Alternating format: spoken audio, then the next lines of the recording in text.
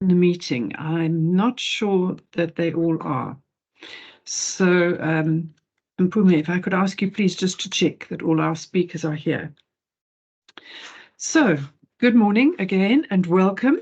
This is the first meeting for 2024 of our Community of Practice for Postgraduate Education and Scholarship. And today we are going to be covering supervision and funding issues. I'll talk about that in a moment. But as by way of introduction and welcome, this meeting is an open meeting. The Community of Practice is open to anybody who is interested to attend the meetings. And today we have had registrations from some 140, 150 people, which is much larger number than we have had in the past, and I'm delighted. And I want to say that I think part of that is because we have a very productive collaboration with, which is based at Rhodes University with the Centre for Postgraduate Studies there, and a collaborative project that we are doing between the Community of Practice and the Centre for Postgraduate Studies at Rhodes. And we have recently had a number of functions at which we have shared our activities, and I'm very delighted to welcome to this meeting, particularly members of the audience who have joined us as a result of having been part of the collaboration or been part of the colloquium that we held recently. So thank you very much, all of you who have joined. I think this is going to be probably the largest attendance we have had, and I hope you're going to find that it's a useful meeting. I just want to reiterate what Janet said a moment ago. If you have an unidentified kind of number against your team's identification, we can't easily admit you. So if you change that to your name, then it will be possible for us to admit you. Thank you. So, colleagues, the business of this meeting is largely two sets of presentations that we are going to have today. But before we do that, we do need to confirm the minutes of our previous meeting. And our previous meeting was held on the 6th of September, 2023. Could I ask everybody to please mute their microphones? Thank you. Okay, so please do make sure that you keep your microphone muted unless you are speaking. There will be opportunities for questions in the chat or by raising your hand later. But in the meantime, please keep your microphones muted. Right, so confirming the minutes of our last meeting, those of you who were present, let me assume that you have read them. They are quite detailed, and they do give detailed reporting on the presentations that we had last time, which were largely focusing on the TUSO platforms and then on mentoring. I invite those of you who were present at the meeting, if you have any questions or corrections to the minutes, you're welcome to put up your hand and let us know.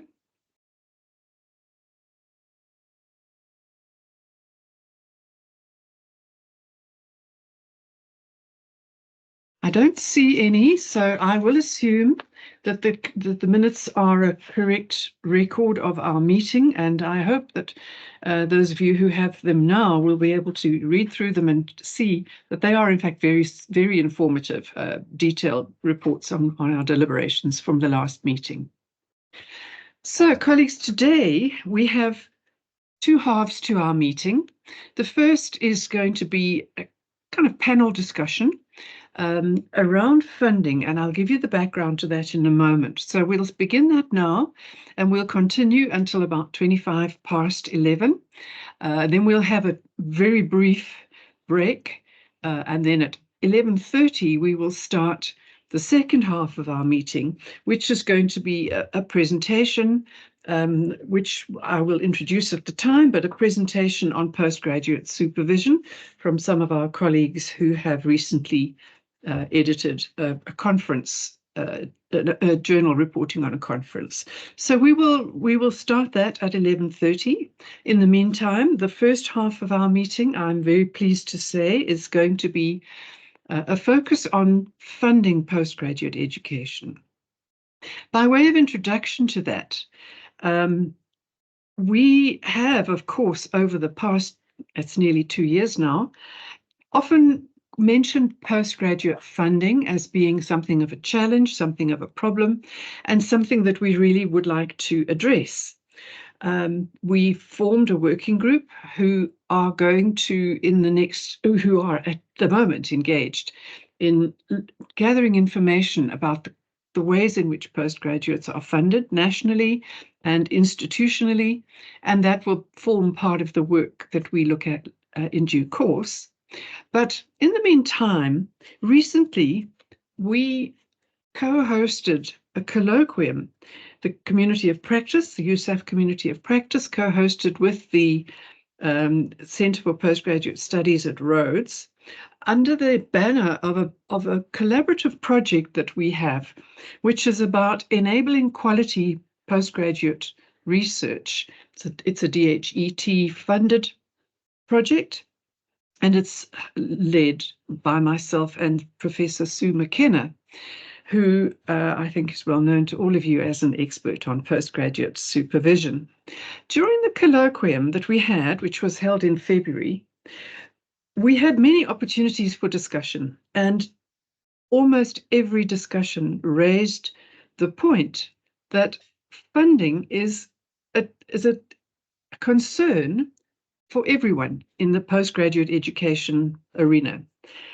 There were many comments about how funding was needed, dedicated funding for postgraduate students, for their research, the need for ways to broaden the base of research funding and postgraduate funding.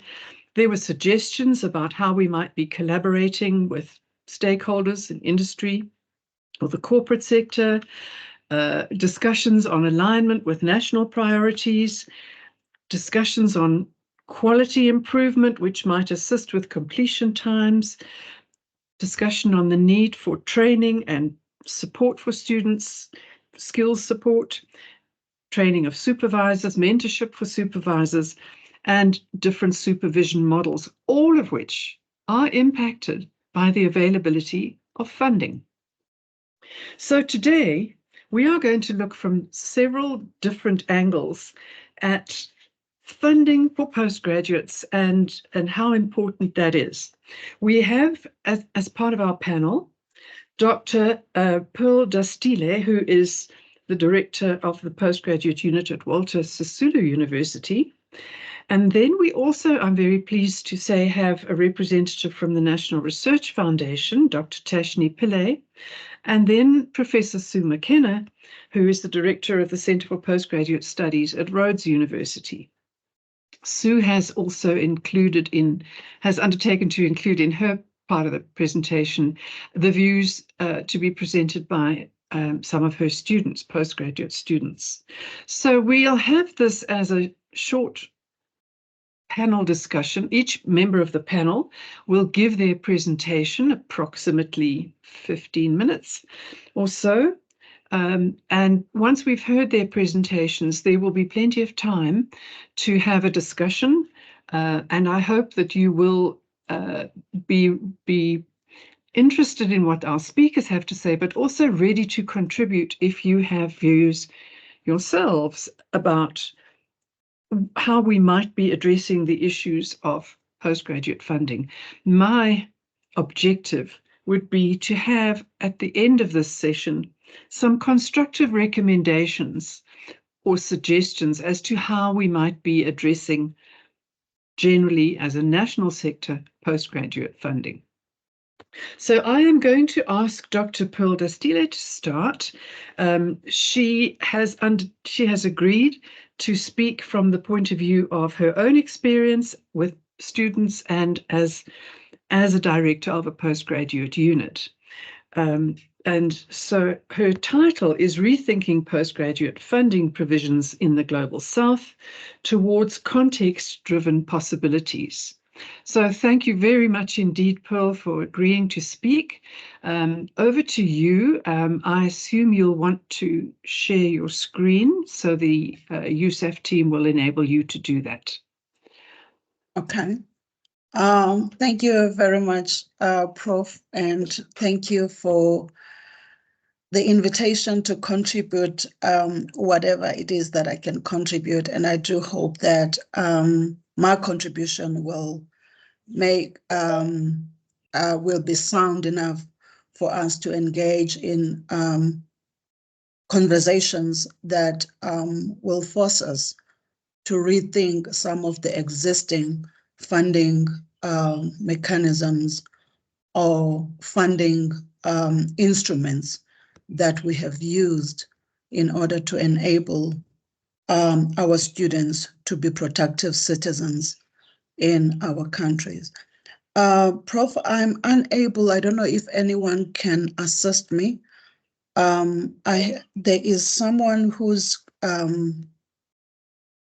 camera is on, and it's impossible for me to share my screen. If I could ask you, please, all to switch your cameras off. Yes. While I open. There we go. It looks as if your screen is. All right. There we are. All right. Okay. Thank you very much.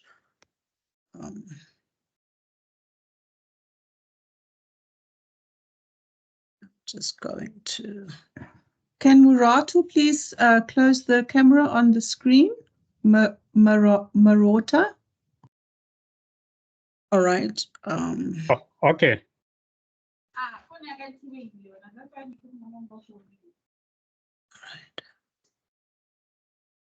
All right.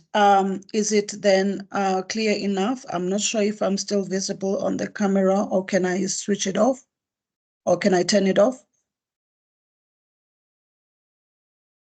Everything is good. We can see you and we can see the presentation. Okay, thank you very much, Rob.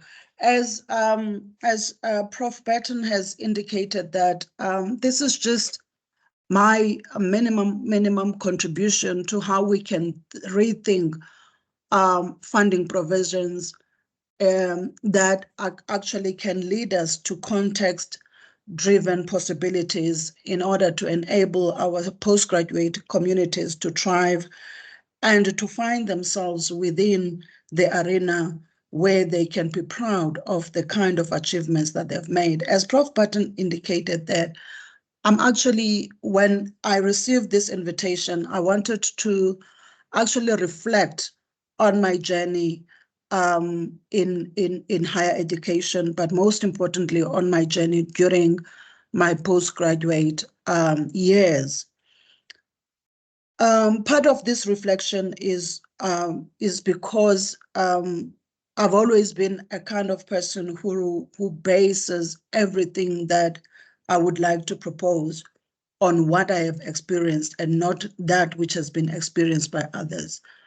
Of course, in this context, I will have to speak to what I have observed and what the lived experiences I've observed of our postgraduate students at our university, and may I say that in some of the universities that I have worked for. So my journey began in the 1990s, apartheid years, from a rural location, Konu, and the only possible university that I could go to was the then UNITRA, which is now Walter Sisulu University.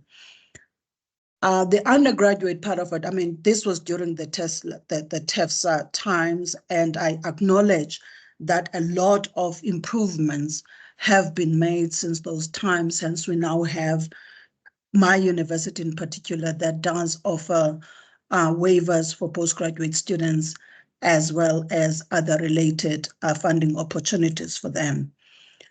So my background was not that of poverty per se, but rather it was that of limited funding limited funding in terms of having only both parents supporting a large family, which is nothing that I am saying today that was in itself incorrect, but I'm proud of the family that I come from, the family that have raised me to be where I am today.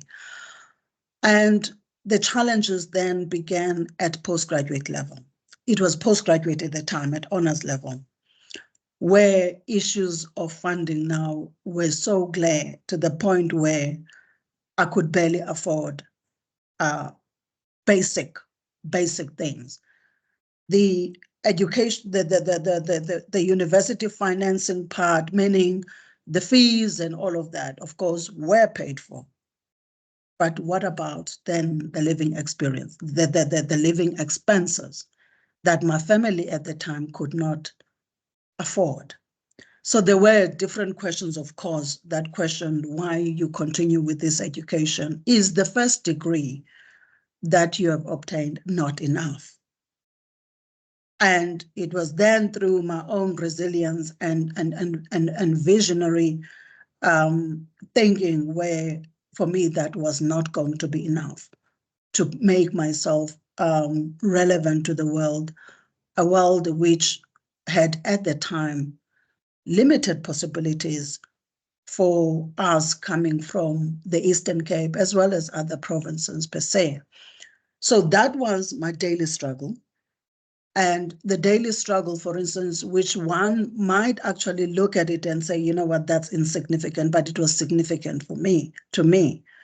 Because as we all know, I remember thinking about the saying that, you know, when the fridge is empty, then the sound becomes even more louder. So living on water, but at least having that resolve to say, even this too will pass.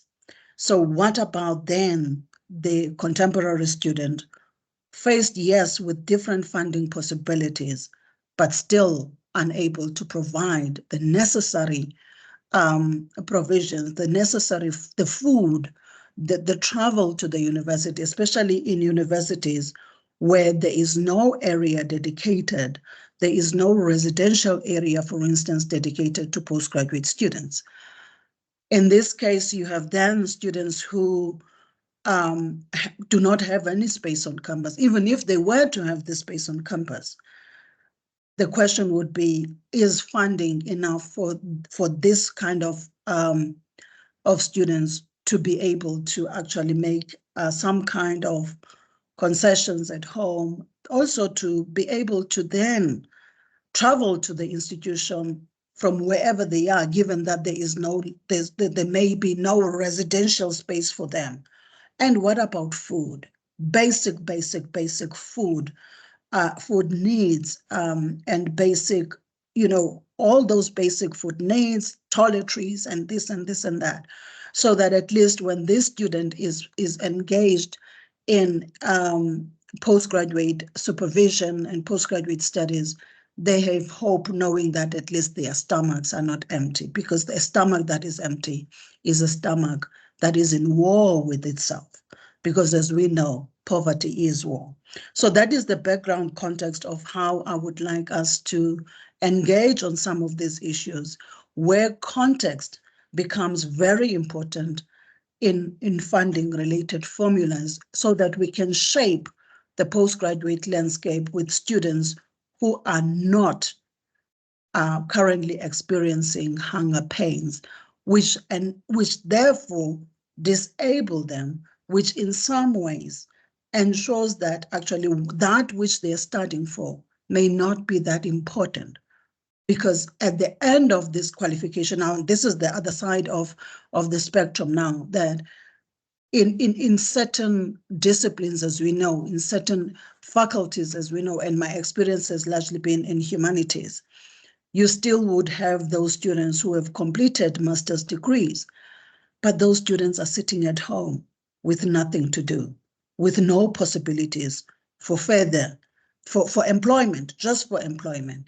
And therefore you see how all this brain, how all this intellect is therefore diminished and is therefore not encouraged because how do you then begin to encourage a student who says, I am here asking for a volunteer position, and that volunteer position does not come with any form of remuneration. And you therefore ask, can you not continue perhaps with your studies? And the student would say, with your master's, for instance, the student will say, what is the point? Because at the end of the day, my family is suffering. My family is hungry. I am hungry. And therefore, we have those then issues that we need to engage with, that I plead with the funders or those who are in charge of any funding possibilities and formulas to find space in these engagements to be able to say, can we track what these honor students, where these honor students are in those particular disciplines, in those particular fields where the scarcity of jobs, the scarcity of any employment is a possibility. This way, then, we will not have master's graduates or even honors graduates working as cashiers, because that diminishes the very essence or the value of higher education. Indeed, as I start then, with that little bit of context, because I know that we're limited in terms of time, we start everything with a prayer that always make me a man who questions. So this is more about questioning and trying to find context-driven possibilities that could assist in reshaping the funding escape. So I've mentioned this, that we have these unemployment postgraduate students. So what are the tracking mechanisms then? Do we have any group? I'm hoping that with the engagements with the committee that is set up, which Professor Barton has introduced to us, that at least there's some kind of tracking mechanisms within universities, especially of students who have completed the postgraduate qualifications, to track on where are these students? What are they doing for a living? Because as someone who grew up in a rural environment, I know that I became then the beacon of hope for my family, that in some ways I could then contribute to the education of my siblings. And if I had not had opportunities outside Umtata at the time, then I would have been one of those numbers which could not actually contribute. So how do we then shape PG students for the future? And this is mainly because we have then what I call a crisis of relevance and identities of higher education institutions, including disciplines.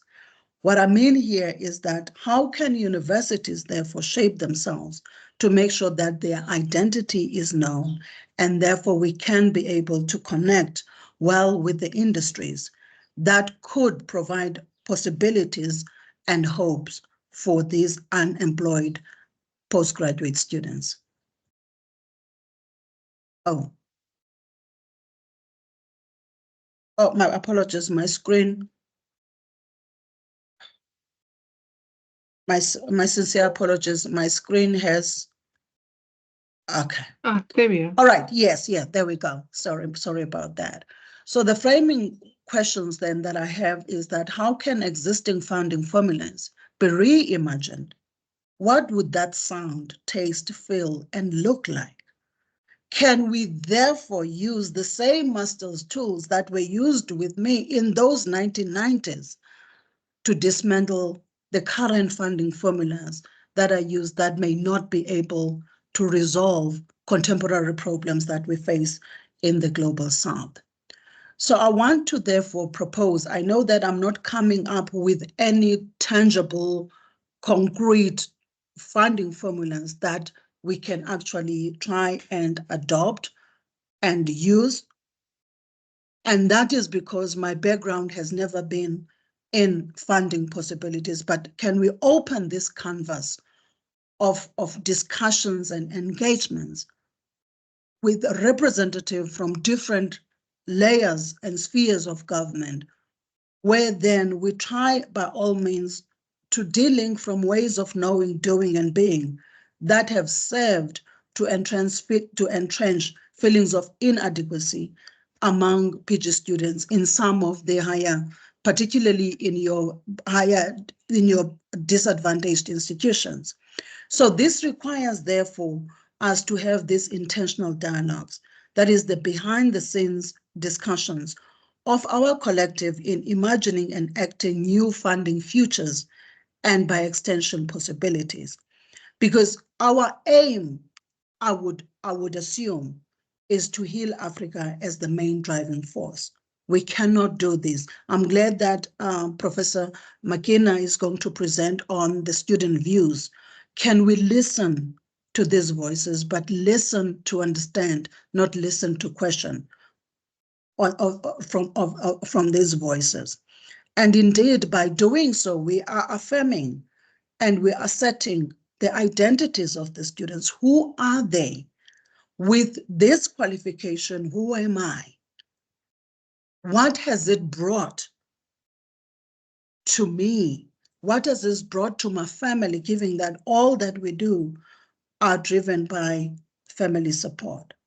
And we want to have, for instance, discussions where at least we reimagine students who do not rely on their parents' pensions and meager salaries. And this has been my experience growing up. And it would seem as if with my interactions with a number of postgraduate students at our university, actually this has not changed. Nothing has changed. And so you see situations where, which I was also, by the way, I forgot to just mention that. Some in my case, I had no choice then but to find somebody who can support me, who can just give me a plate of food. And this is where vulnerability, therefore, leads to unsavory situations such as, rape, such as, and those have been my experiences. Because to read, to study, to engage in any intellectual, in fact, in anything with an empty stomach, you are already defeated because of your hunger pains. What could be some way forward in our intentional debates and ensuring that the students' voices actually are the ones who take the center stage is, can we create then culturally safe spaces where funders can welcome dissenting views, and also voices from below, so that we can then have these platforms to be able to share the stories of our past and present, stories about oppression, marginalization, and exclusion, as well as stories of survival, resistance, and love. Because without resilience, resistance, and love and survivance, therefore, I would never be where I am. And also, with all these discussions and interactions and conversations, whether we have discerning voices or not, we then may be able to discern and affirm intergenerational spaces as we take space in reshaping funding formulas. So what then can we imagine the PG student of the Global South? Because in the end, the center here, the central figure here is a student, is a postgraduate student who is hopeless wherever they are. I had situations of students that I was busy supervising, and I'm still supervising, for instance, where you would like to have a meeting with the student, whether it's an online meeting or whatever type of meeting. And the student would be clear, because I've created that kind of environment where I introduce my own struggles with an intention of encouraging students.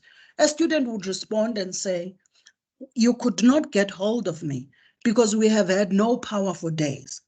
That's the first. The second response would be, I unfortunately also do not have data for a WhatsApp conversation. The third one being, even I don't have the computer that will enable me to search for literature. That computer comes with data and whatever. So with the escalation of costs in everything that we do, We therefore may fail to understand what are these tensions and contradictions and fears and doubts and hopes that are deferred dreams of our PG students. I believe that for one to get into education, you just don't get in because you want to, but you get in because at least you want to better your own future. You also want to better the future of your generations and the generations that have gone before us. So therefore, facilitating these dialogues will aim to develop a better comprehension of how we can engage with disenfranchised students. So these funding formulas then that I'm proposing here that should be context-driven must be formulas that are steeped in lived realities. And I pledge then with this group, with a common purpose, that let us not fool ourselves into thinking that we must use the same formulas which led to our demise. And as scholars, leaders in education spaces, we must be rooted in something and find our locus of enunciation. Where are we speaking from? Are we then not speaking from positions of privilege? I consider myself one of those privileges, but I pushed myself to be where I am, irrespective of the hunger, irrespective of the violence, the victimization that I went through while I was going through these studies. And I had to heal from within. But we have students who may not be able to go through the processes that I had to go through in order to heal myself from those traumas. I therefore thank you, and I do hope that at least I managed to address some of the issues that I had in mind when I received this invitation to participate in our talk today. And I do hope that we open our hearts and minds and our souls to understand and to step ourselves into those realities that we have today. And this has nothing to do, by the way, with any race, gender, creed, or whatever. Of course, there are those nuances and particularities that we cannot ignore. But what is important is for us to have a common voice and not to live in our ivory towers, thinking that these students are well fed. The students are hungry. They are hungry. Their hunger is for knowledge, but at the same time, their hunger is real. These are hungry students, and the poverty of the stomach is war to any soul. Thank you very much. Thank you. Thank you very much, Pearl, for a very heartfelt presentation, and I think one that really does set the scene for many of our concerns, for many of our colleagues and students. We're not going to take questions now. We will have a question and answer session at the end. So I am going to move on now, and we're going to ask Tashni Pillay now. She is the Director of the Grants Management and Systems Administration at the National Research Foundation, and she has agreed to give us an NRF perspective on postgraduate funding. So Tashni, thank you very much indeed for being prepared to join us. We're looking forward to your presentation. Please do go ahead. Thank you, Prof. Burton, and thank you, colleagues. Thank you for having me today. I'm just going to quickly share my presentation. Let me just bring it up.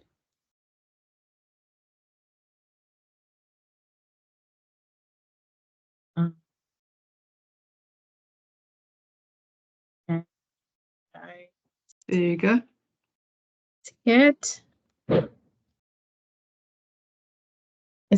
Can you see it? Yes, that's fine. Great. So thank you, colleagues. So basically, my presentation today is just to give you some background around the NRF and what we are doing in terms of postgraduate funding support. Just to give you some insight on availability of funds, some of the challenges that are available, that are present in the system, some of the new things that we're doing, and maybe looking at a way forward in areas that we'd like to target.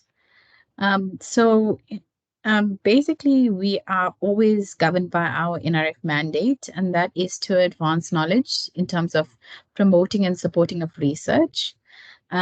Where the postgraduate support plays a role is in our mandate, where we transform lives through postgraduate support. And we heard a lot about, you know, the critical challenges that students face on a daily basis from our previous speaker. So, you know, and that's why we find that the work that we do at NRF is all about transforming lives and transforming the postgraduate sector itself. We also play a critical role in the emerging researcher support. In terms of inspiring a nation, we try to create awareness around science engagement in terms of education, awareness, and communication of science. And then we do this all to strengthen the NSI itself in terms of building partnerships in both the university sectors as well as international partners that can provide some sort of support and training within the system. When we speak about postgraduate support, we always refer to our human capacity development pipeline. A number of you might have seen the slides, and our postgraduate support really fall within the next generation researcher cohort section, which is on the early part of the sort of part here of the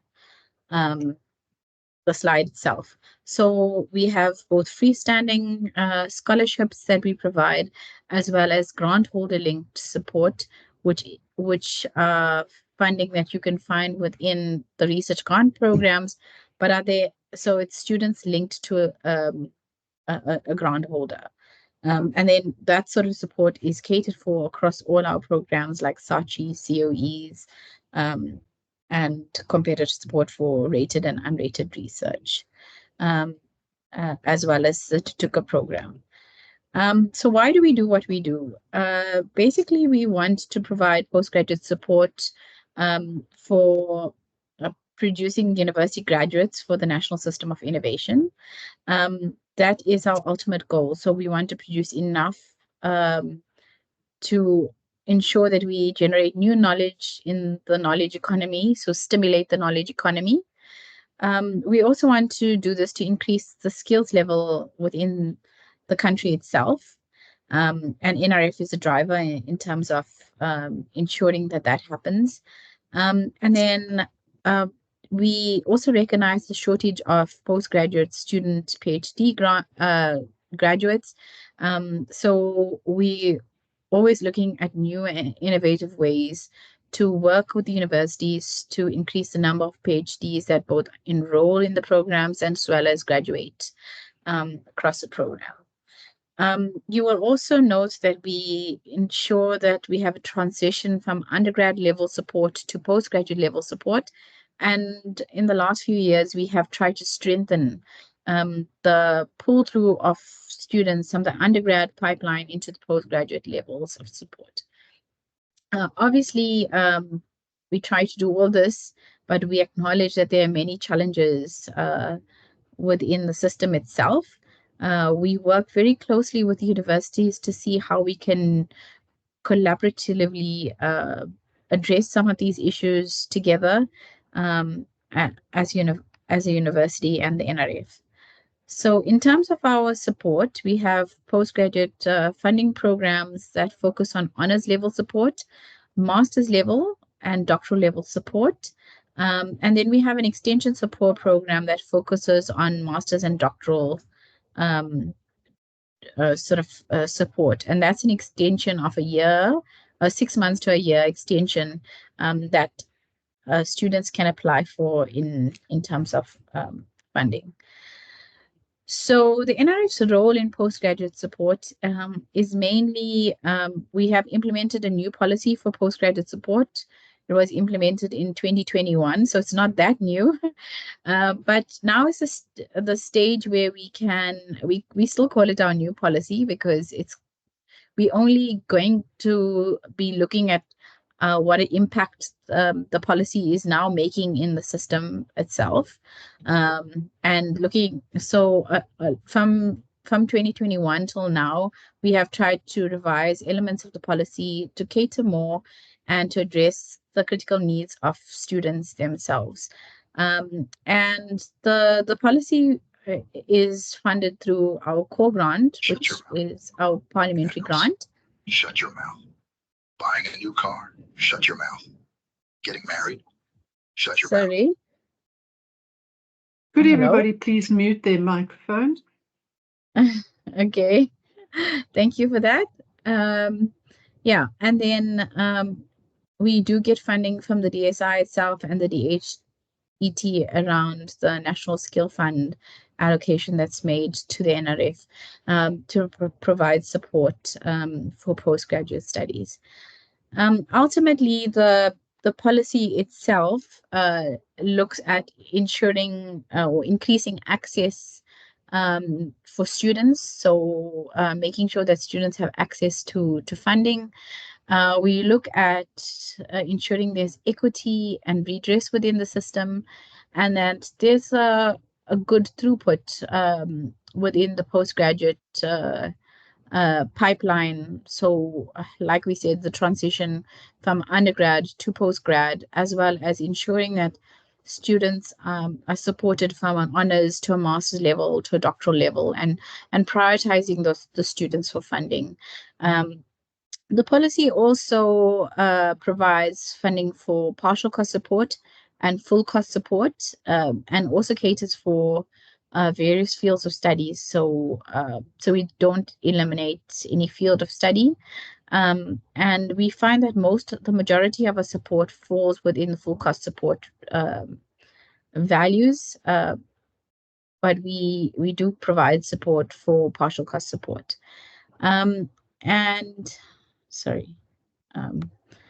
Yeah, and then we do have very strong intentional transformational targets because we drive our transformation policies and sort of agenda through the postgraduate funding that we provide. So intentionally, the targets are very, very high targets, and we do meet those targets when it comes to the cohort of funded applicants under our programs. Intentionally, the policy also looks at supporting of academic excellence. So you would have your very academic high achievers, and then the financial needy students that are coming as a sort of transition from the NSFAS funding and the SFAPS funding into postgraduate support. So financial needy students. Students also have the facility to apply for means test under our financial means, which SFAP assists us with, where they do the financial means test check on the student to see if they fall within the financial needy category. And all our financial needy students are supported at full cost support. And then obviously we ensure that we maintain proper governance and grants management systems.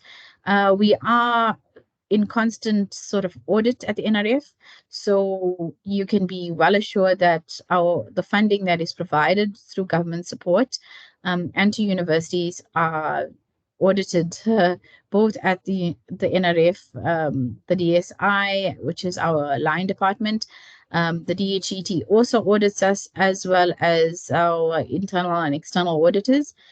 So we're in constant audit on obviously we deal with funding. So yeah, we're in constant audit under the processes. Let me just, sorry. In terms of our funding trends, you will see here in 2022, our funding was about, this is under the implementation of the new policy. We supported 7,732 students at the implementation of the policy, and those are slightly declined declining purely because of budgeting issues, and we also factored in inflation under the policy itself. So we wanted to fund students adequately under the policy. And yeah, so those numbers are aligned to the current budgets that we have available. And the 2024 is a targeted value because we're still monitoring that sort of target under our processes. In terms of 2024 funding, at a master's level, we don't have the full data for the honors as yet, because that process is still ongoing. We are waiting for the final institutions. It's 90% done. We are waiting on some institutions to finalize their registration of their students and awards. But generally, we do have a high number of applications that come in, a very low number of ineligible applications, because we work very closely with the universities to ensure that students' applications are assisted through our processes. For students' application to be rejected, we try to assist as much as possible to try to resolve those issues under the system. You can see that we have the not fundable, applications here at master's, doctoral, and extension support levels. And that's purely because of budget constraints. So we aren't able to fund. We have made a case to line departments on the non-fundable students, and to indicate to them that there are still a pool of students that we would like to support under our programs, but we just don't have the budgets to support them. And then the fundable applications. So the proposed target is 2,532 for honors, 844 for masters, 622 for doctoral, and then extension support 394. So you can see there are adequate support in terms of the funding budgets that we have available. And that is just basically funding availability under the system itself. Obviously, we have system challenges, and a lot of us are aware of those system challenges. These challenges are common to universities as well as the NRF. We find that the growth in enrollments and graduation are of concern, especially at doctoral level. We would like to see an increase of enrollment. The completion rates, we closely monitor those within our NRF cohort of students that are supported through progress monitoring. But we do understand the challenges of completion for a student under the program. So we find that students do take longer to complete their studies.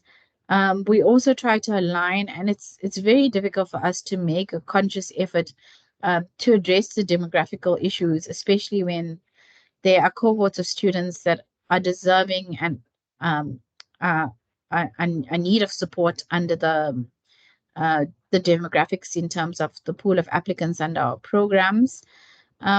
Continued issues is the burden of supervision.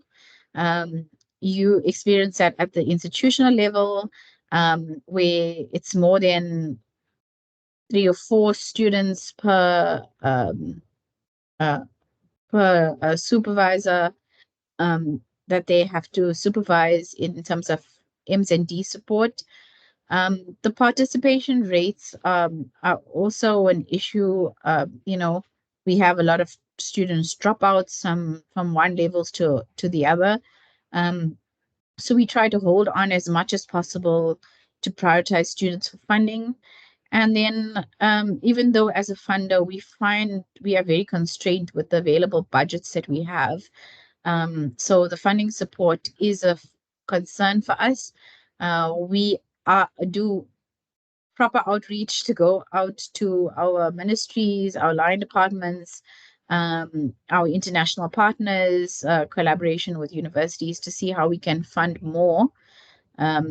Also, private sector, we have some partnerships with them to see how we can increase the funding pot for postgraduate students.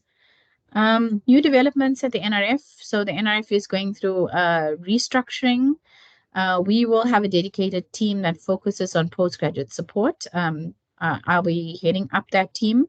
It's to streamline and improve the quality of postgraduate applicants as well as support within the system itself.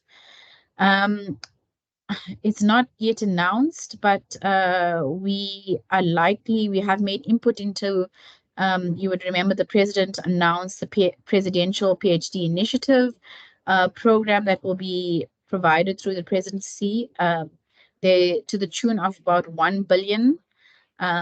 So we have made input into that initiative, and we are hoping that that would come to the NRF.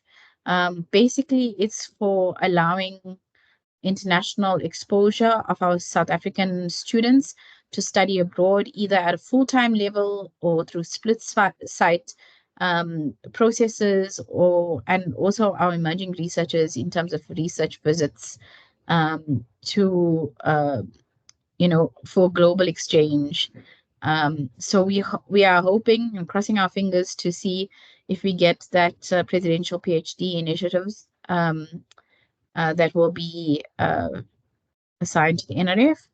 And then we are planning on an NRF Next Generation and Emerging Researchers Symposium this year. So that is still to come. So just the colleagues that should be aware, the symposium is still being considered through the NRF, but it would target the next generation, which is the postgraduate cohort and the emerging researchers. The symposium will call for papers, research papers, allow students to present their work, give them a platform to be heard, share critical sort of stories with them around journeys, specifically around PhD journeys, and also researchers that will be able to share their experiences under the system itself. Expectations. Just two more minutes, Tashni. Thanks. Sorry. Yeah, just expectations is that we are focusing on building a pipeline for postgraduate students. So strengthening that pipeline, diversity and transformation is critical under the postgraduate level of support. We are looking to strengthen collaborations with universities and postgraduate funding initiatives, and then looking at increasing accessibility of opportunities, whether it be local or international. We are looking at extending our international opportunities with our current partners, so funding more students to study abroad, closer monitoring of student progress reports, and looking at ways to increase the funding pot for adequate funding support for this cohort of students. So in a nutshell, that's what the NRF is doing. Yeah, thank you, Prof. Burton. Can I stop sharing? Thank you very much. Thank you for a very comprehensive overview. We appreciate that the NRF, like all of us, would love to have a much bigger pot. But thank you for your interest, and we look forward to seeing how your postgraduate support unit develops. We are not actually going to do questions now. I would ask you please to keep your questions for later. We will have a question and answer session in a little while. I'm going to hand over straight away now to Professor Sue McKenna, who is going to give us an overview of the postgraduate funding from the student's view. So Sue, over to you and your colleagues. Thank you. Thank you so much, Stephanie. I'm hoping you can all hear me. I'm only leaving my camera on for a moment just so that you can see we can hear you. I'm here. I'm in my office. I'm not lying in bed. Today, I just asked 3 of my students to join us, Anna Kinsler, Asipa Mralisa, and Abongile Sonkosi. I didn't choose them just because all of their names start with the letter A. That's purely coincidental. I asked them to come along just because I thought they represent, between the 3 of them, very different funding sources and the distinction between part-time and full-time Now, unfortunately, Abongile managed to get a last-minute appointment for a Dutch visa because she has a joint doctorate with the university in the Netherlands. So she is actually not with us at the moment, but she's hoping that she's just messaged, she's in the appointment. She's hoping it'll be finished soon and she'll join us on her phone as soon as the appointment's finished. But if she is unable to, I can perhaps give you a little bit of background about her funding. I guess the idea of this brief session is just to hear from students themselves about what kind of funding they were able to get or not get, and then how they manage the various enablements and constraints that relate to either that funding instrument or just to the general issue of needing money to survive. I thought it might be useful for me just to quickly remind you that the 2023 doctoral tracer study gives us some idea, certainly at the doctoral level, of where and how our students get their money. And I thought there were some really interesting things in there. So 33% of our postgraduate students are self-funded, which I think is a rather large number given the economy of the country. So that's pretty impressive that a whole third of our students pay for themselves, although of course that under that category self-funded can include funding from a range of other sources, typically family.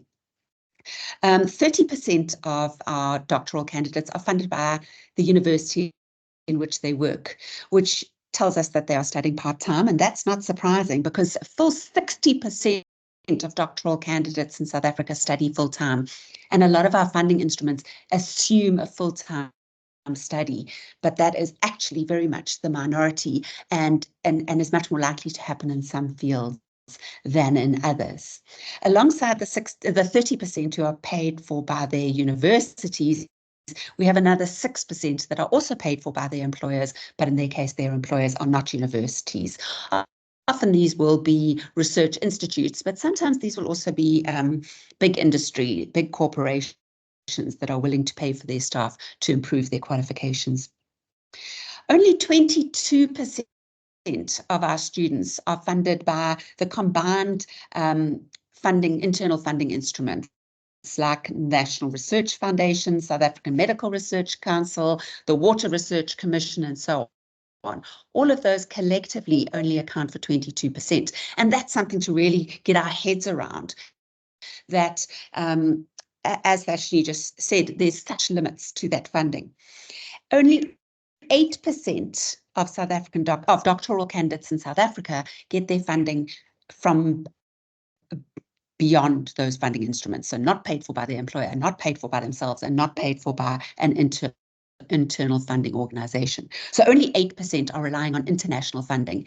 And it's my view that if we're going to grow as a sector, the only space, what? I haven't got one. The only, I'm sorry, my colleague's just telling me there isn't a presentation showing. I'm like, yeah, sorry, I didn't make a slide.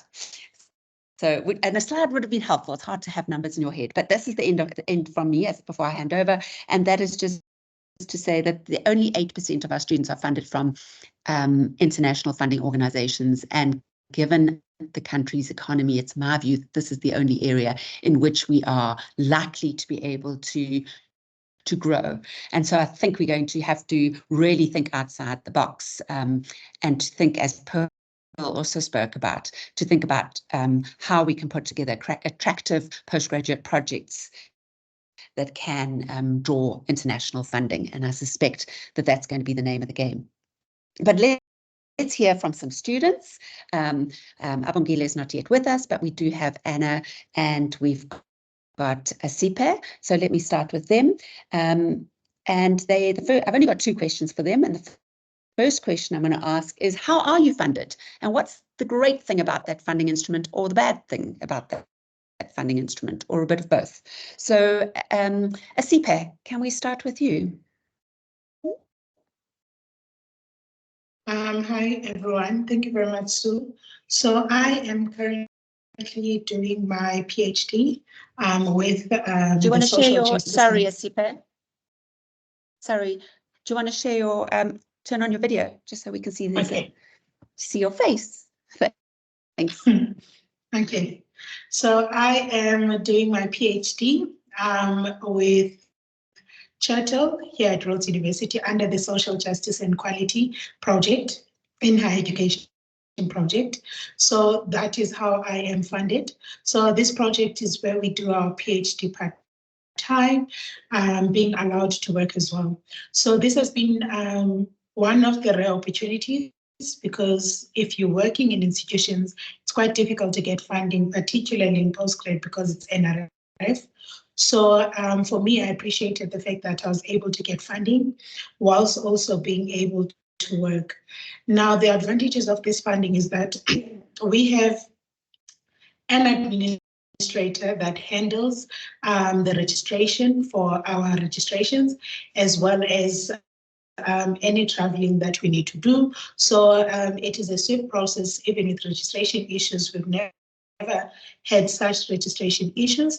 But I think for people who are not working there, then the disadvantage is not being able to then get the funding for other things like childcare, which is a big issue for especially female students, PhD students who are also parents who need to take time to write, as well as I think for books as well, and laptops, which many students would need, particularly those who are currently not working. But overall, I think it is one of those blessings that a PhD candidate appreciates so much, like myself, as I am able to do both my PhD part-time as well as working full-time as well.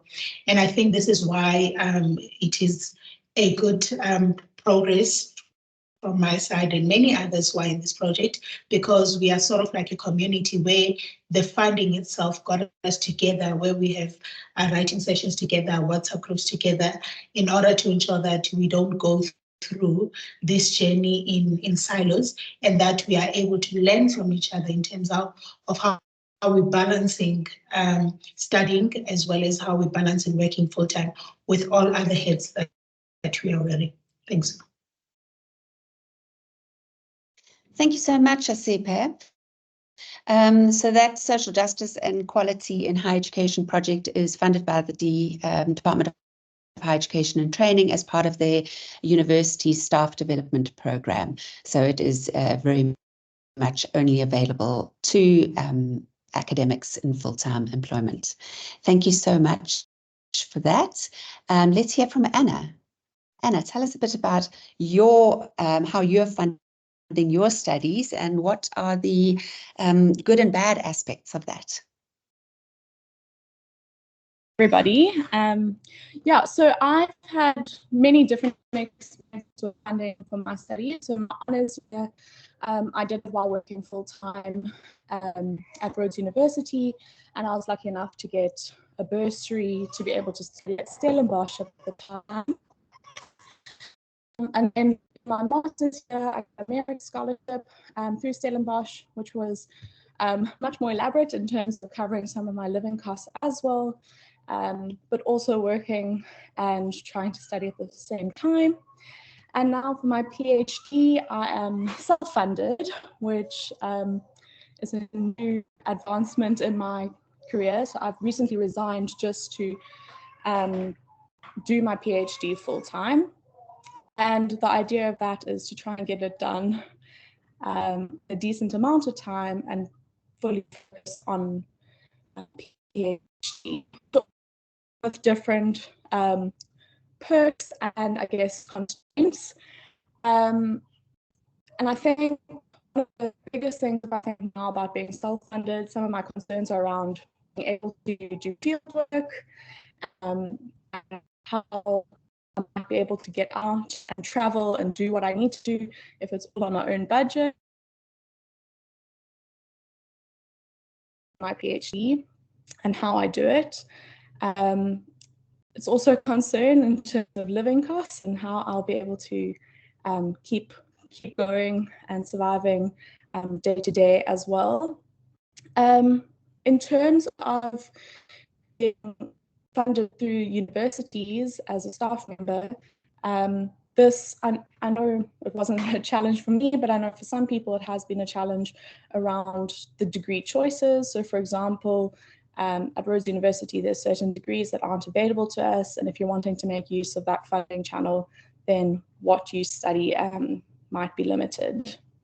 So I think in terms of my journey at the moment, what I am looking at is bursaries that will help, bursaries and scholarships that will help fund not only my studies, but also living costs, which are really challenging to come by in terms of the amount and what certain bursaries fund. So yeah, I think that's an overview of my sort of experiences from honours to PhD. Thank you so much, Anna. It's quite a scary thing, I think, to decide to chuck in your job and to fund yourself. And certainly that's not an opportunity that's available to all students, but even to the students where they have made that brave decision, obviously, as Anna pointed out, and there are so many costs associated with doing a PhD that go beyond fees. And they include field trips and so on. And as a CPER pointed out, if you're working full-time and studying part-time and you've got a young child, that idea of childcare being included, I see it is included in many Scandinavian countries, which sounds utterly marvelous, but that's in a whole different economy. So Abongile sadly is not with us yet. Abongile, just to give you another example, although I'm sure all of you in the room know plenty of examples of your own. Abangile's got an NRF scholarship, which is for a joint doctorate with VU Universiteit in the Netherlands, and it covers all sorts of wonderful possibilities, and really it's an enormous privilege, but it still even is not enough. You've suddenly got to fly to Joburg to get a visa. You've got to find somewhere to stay overnight. You've got to, there's all of these unexpected costs that I think are generally not covered by our by the various funding instruments that a very small minority of students are able to access in the first place. That's important because I think there's an assumption that if you've got funding, you're okay. And actually, there's an expectation that there are certain things that are going to crop up that you're going to have to find funding from, that hopefully your supervisor has some funds available. Or you've got to go once again to family members who, as Pearl's noted, might be saying, but why aren't you going out and working? Why are you still studying?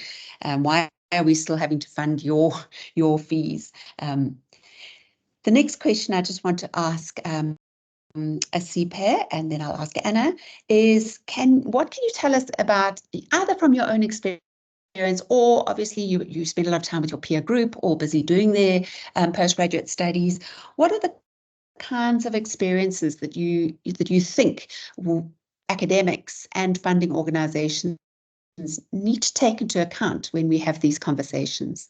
I think Pearl touched on some of them, but I wonder, CPER, if you can come in and just give us a bit of insight into the issue of funding from the postgraduate scholars' perspective. Thank you, Sue. One of the biggest challenges is this distinction between, it's the distinction between part-time as well as full-time studies, particularly because when one applies for full-time PhD, sometimes it's not a matter of them actually going to study full-time, but to ensure that they do qualify for funding, such as NRF. So you have to be full-time and then you apply full-time, but the problem is that funding is for a specific time period. And you actually find a lot of PhD candidates doing contract teaching work, which takes a lot of their time, but it's much more better because that means they can still hold NRF as well. And those two combined becomes a standard of living for someone, but they have two different demands.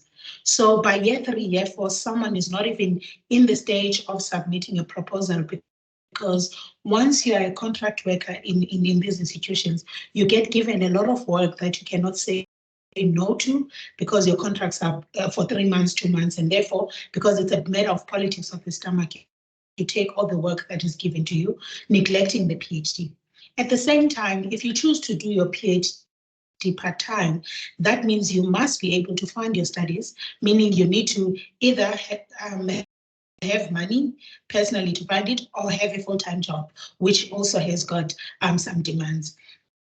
This has been a huge issue, particularly for PhDs, and it has affected the completion time for many PhD candidates who come from disadvantaged backgrounds, who actually sort of like feel like doing PhD and even masters is a luxury, and it is for someone who has money. But the other thing I'm lastly to add is that funding also affects the topic or the choice of topic that one chooses. So I remember when you go online and you search with which institutions to go to or which supervisors and department, we often also check if these supervisors have funding, as you were saying, so in order to pay at least for the registration, and knowing very well that whilst they can pay for your registration, that means you're going to continue doing your PhD at home, which is also unconducive, and as we have seen with COVID-19 when students were studying online. So those are some of the dynamics where you actually choose a topic based on the fact that it's going to be funded. Now that means we honestly not decolonizing knowledge, because there are so many topics that are not funded or that have lack of funding. So people choose research projects on a PhD level that will satisfy the supervisor so that they can get funding and retain. And that means people drop out because they're not passionate about those projects, or take longer because they actually do not understand the field that they chose to enter into because of issues of funding. Thanks.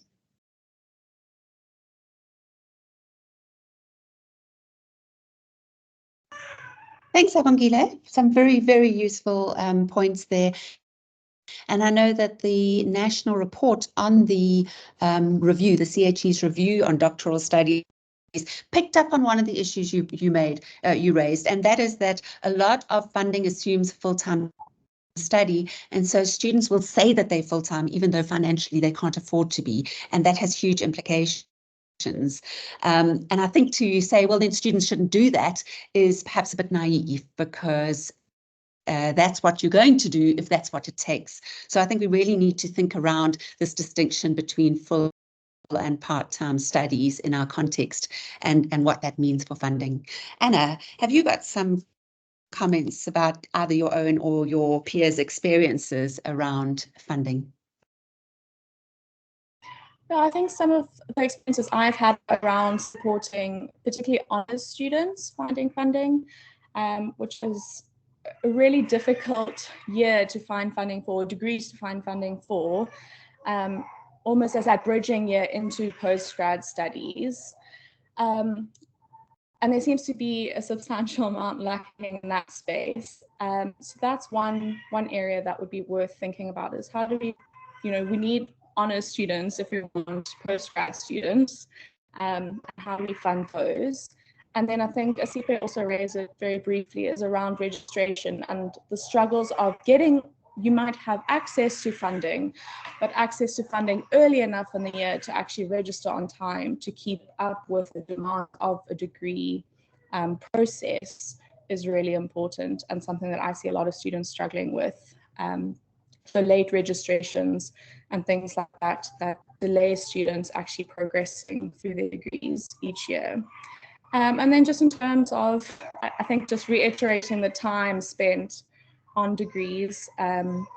So, I mean, I've been really lucky in my experience now to actually leave my job and be able to set aside these few years to be able to do PhD, but that's not the reality of many students, and we do take on full-time work as well as technically on paper a full-time degree, but are unable to meet that time demand that's required for something like a master's or PhD level study. So I think, yeah, funding is multifaceted, and it's not just about over money. It's about thinking about the person and the ecosystem that they exist in, and how we can support a person to finish a learning journey. And I think that's what's really important in thinking about postgraduate funding. Thank you so much for those insights, Anna and Asipe. I'm very sorry that Abongile couldn't get to us, but as I was speaking, I was actually trying to send her. They suddenly wanted travel insurance, and these are also, none of you specifically mentioned family responsibilities, and that's something I think that we also need to consider in this current the ecosystem that Anna referred to, is that for a lot of our students, the funding that they get is more than the family receives in SASSA grant or unemployment, or in the kind of part-time employment that people are managing to get in our economy. So at times, and this is certainly true at undergraduate level, but also postgraduate level, it becomes that the student who can eke out a productive time on their funding end up being expected to support their whole family, and so this is something that is difficult to talk about, but I think is a very necessary. I'm not suggesting that higher education can become a social services for entire families, but I am saying that this is the system in which funding happens, and so we need to really talk about how do students manage those multiple requests from families when the funding that they are receiving is meant to be just to support them for their studies. Thanks so much, Stephanie. I think that's it from us. Just a few thoughts on the student experience. Thank you so much, Sue, and also your students. It is always valuable to listen to what students have to say, because it's very easy for us to make assumptions. So, colleagues, we've got a few minutes, and I have suggested that you put questions in the chat. There are one or two that are actually comments rather than questions. I think we're not going to discuss them now. I think that if they're comments, we will take them on, and in the minutes of this meeting, they will be recorded as comments that were made. So, for example, the issue about the age restriction comment, absolutely a very contentious one, and one that we should be thinking about in terms of funding.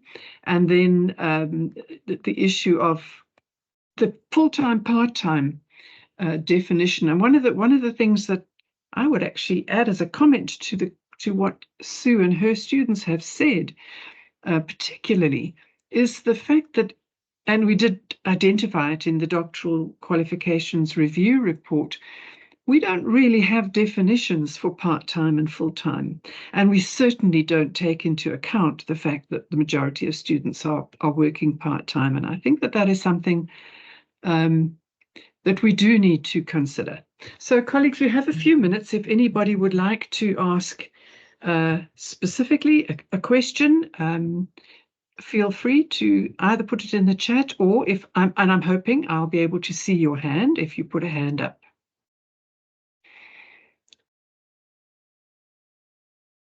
Just difficult to watch both.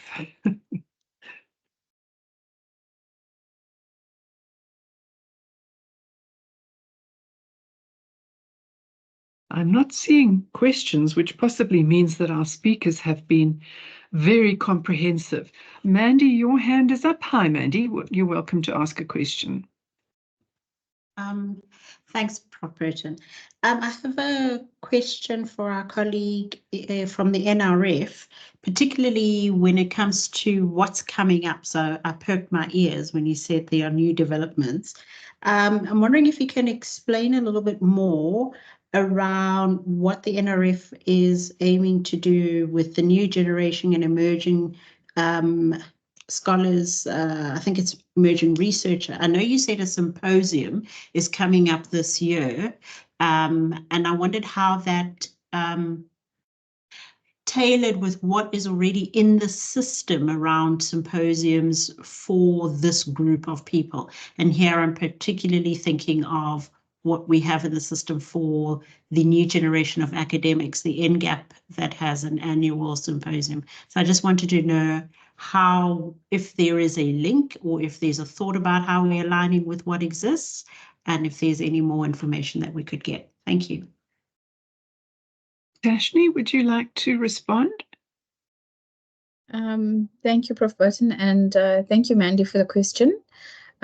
So if you remember in 2020, I think it was 2017, 2018, the NRF used to have, we had the PhD conference as well as the postdoctoral forum. That was subsequently discontinued, and our CEO has requested that we look at reviving those sorts of initiatives under our programs. So it's basically a similar sort of platform, but we looking at jointly doing it with the so the master's students going into PhD or currently funded PhD students, and then obviously our emerging researchers. So those ones that we fund under the NGAP, our BAP program, as well as our topical funding program on the emerging side, postdoctoral funding program as well. So looking at those cohort of students and seeing how we can support them, also to create a sort of a hub or a network for these students within the symposium to allow them to present their research. So it's a lot of those initiatives, and also very similar to this type of platform today, to have the students and the fellows present their experiences. So that is some of the sort of the background or of what the symposium will sort of highlight. I'm not sure if that addresses the question or if you want some more information on it. Dashni, I think that's great. And I do think that one of the things that we can do as the community of practice is to make sure that we pass on any information that is forthcoming from the NRF. So please do feel free to keep us at USAF informed, and then we will happily pass on the information to the to our mailing list, which is, as you can see, quite comprehensive. Colleagues, I think we've used up our time, and I do see a comment there about the pressures of so-called full cost funding, which is too low, and I think that Dashni did actually acknowledge that. And I also see the comment from Sue about the whole ecosystem, which I think is a very valid concept. The student in a community. I think these are comments that we will take forward and have further discussion in the next sessions that we have with this community of practice, and we will try perhaps to summarize all of this in our minutes and make some sort of report out of all the very valid information that we've had today. Colleagues, I am going to, I know this is a risky thing to do, but I suspect that everybody will welcome it. We will have a 2-minute break now, but may I ask you, please, don't go away, don't close off your presence in the meeting. 2 minutes, and then we will start again with the second session, which is going to be focusing on postgraduate supervision. So just to enable us to turn to our new presenters, and for everybody who needs 2 minutes, we will begin the next session at 11:31, according to my clock. Thank you again to the speakers who have spoken in this first session, and thank you so much for your very valuable comments. Thank you.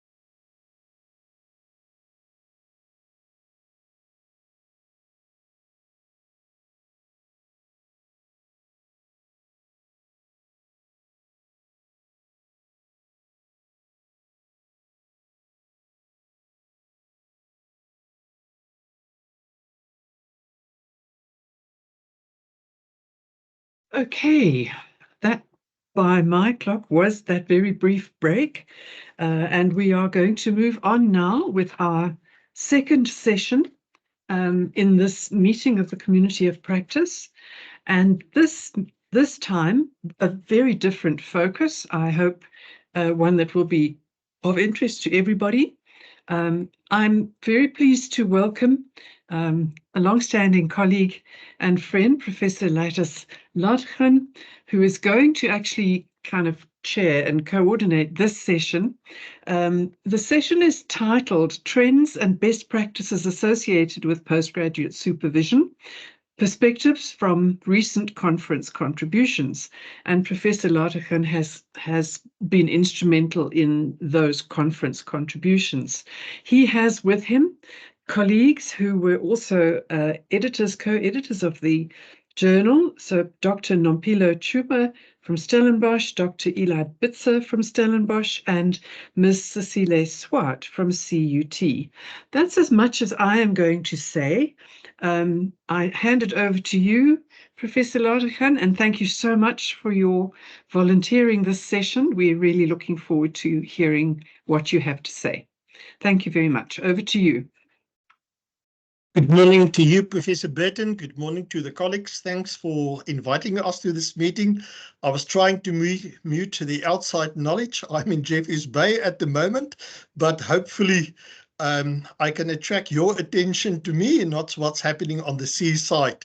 So I've invited 3 colleagues to join me this morning, but in order for us to start our session, can I just ask if we will be able to share our presentation, if we can just have access to that? Thank you, Cecily. If you can be so kind to share the presentation for us.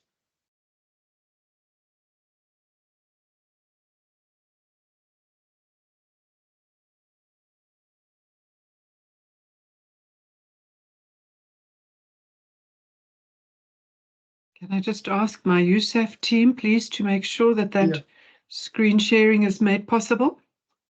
Let's just try again. Apparently there is a challenge, but I should be able to direct it from my side. So if you can just allow me one second. Mpumi, if you could work on that. Sharing rights have been granted to the colleagues. There you go. Good. So, colleagues, you should be able to see the first part. Let me see if you are able to see the second part. And can I just have a confirmation if you can see the... We can see the screen, yes. Thank you so much. Professor Burton and colleagues, some time ago, the Journal for New Generation Sciences, of which I am the editor of, was invited by the well-known conference group at Stellenbosch University. That is the group hosting a biannual conference on postgraduate supervision. And the idea was to have a dedicated edition on the papers presented at the previous conference. After we've compiled the conference edition, we thought there are very interesting ideas that we would like to share with a broader audience. So again, from our side, thank you very much for that invitation. But at the same time, proverbially behind the scenes, we pick up some discussions, and we thought this may also be interesting to you. Please note that this edition doesn't cover the end and all of the wisdom that we need to be effective in postgraduate supervision. However, there are some perspectives that we are of the opinion of will support your endeavors to be an effective supervisor. So for this edition, Dr. Nompilo Chuba, she is from the Center of Higher and Adult Education at Stellenbosch University. Professor Eli Bitzer, although emeritus professor, still active as professor in higher education. They acted as the guest editors of this edition, and I, as the editor, and Cecily Swart, who acted as the editorial assistant, will present to you some of these perspectives. So in a nutshell, there you will see on the left-hand side, and we will provide the DOI number to you if you want to access the edition. You'll see on the right-hand side what is our menu that we've lined up for you. Now, first of all, a very brief overview that I will provide, and then Professor Eli will address us on the background to the project, and then Dr. Nompilu on what can we learn from the research, and she will also identify some trends that we can associate in the current postgraduate supervision context. And then Cicely and I would like to leave you with some best practice guidelines, and Professor Eli will then conclude on new research and future opportunities. I think the custom is that after the presentation, there will be a question and answer session. So please feel free also to email your questions in the meantime to the chat box, and we will also take questions at the end. Now, 2 comments before we then dig into the topic of today. The Journal for New Generation Sciences is hosted by the Central University of Technology, and the importance of this journal, we believe, is the applied perspective that we would like to provide on a variety of topics. It is a multidisciplinary journal, and what is important is that it is associated with a University of Technology being a new generation type of university. And the importance of this comment is to say that all university typologies in South Africa are grappling at the moment with what are the best perspectives. And hopefully the perspectives that we can provide from the journal side can further guide you in this endeavor.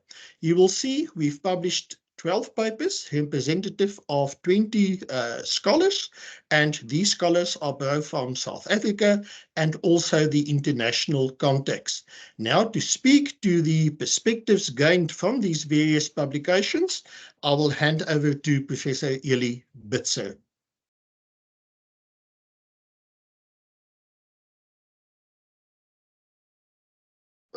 Good morning. Is it still morning? It looks like it. Yes, still morning. It's 20 minutes, still morning left. So, colleagues, thank you very much, Litas, for the invitation. And I would like to extend my good wishes from Stellenbosch. It's becoming autumn, so it's good weather, good holiday weather this side of the country. But that's not what we are going to discuss. We are going to look at a little bit of background in terms of where the publication that Litas has mentioned was coming from. So just after the COVID-19 pandemic, we actually during the pandemic, we started planning the conference, and not knowing how long it may last, we planned this for an online conference, and that actually took place between the 15th and the 18th of March 2022.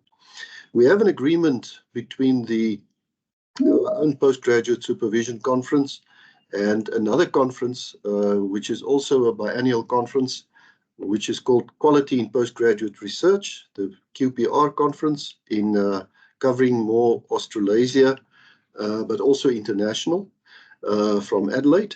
And we have an agreement that we alternate these conferences in even year and uneven years. The even years being QPR, and the uneven years the PGES, Postgraduate Supervision Conference in South Africa.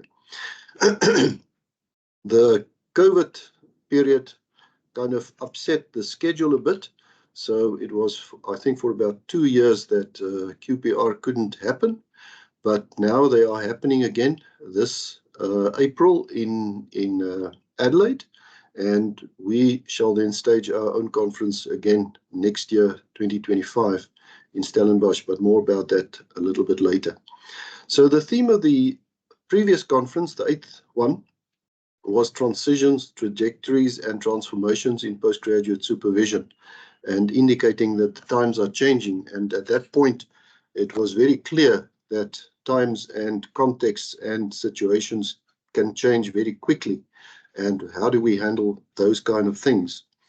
But sub-themes or tracks panned out to be supervision development. How do we promote the development of supervision capacity?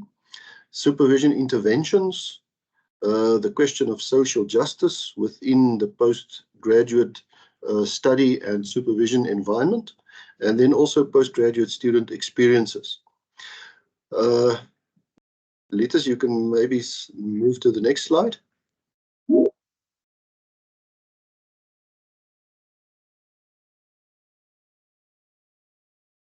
We have a bit of a, let me see, for some reason, let me just see again.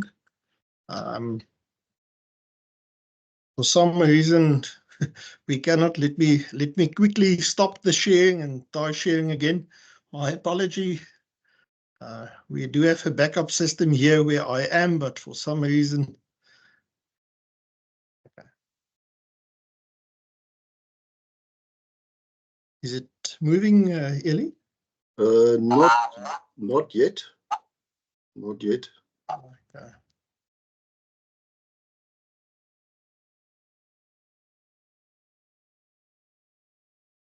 Let me do this.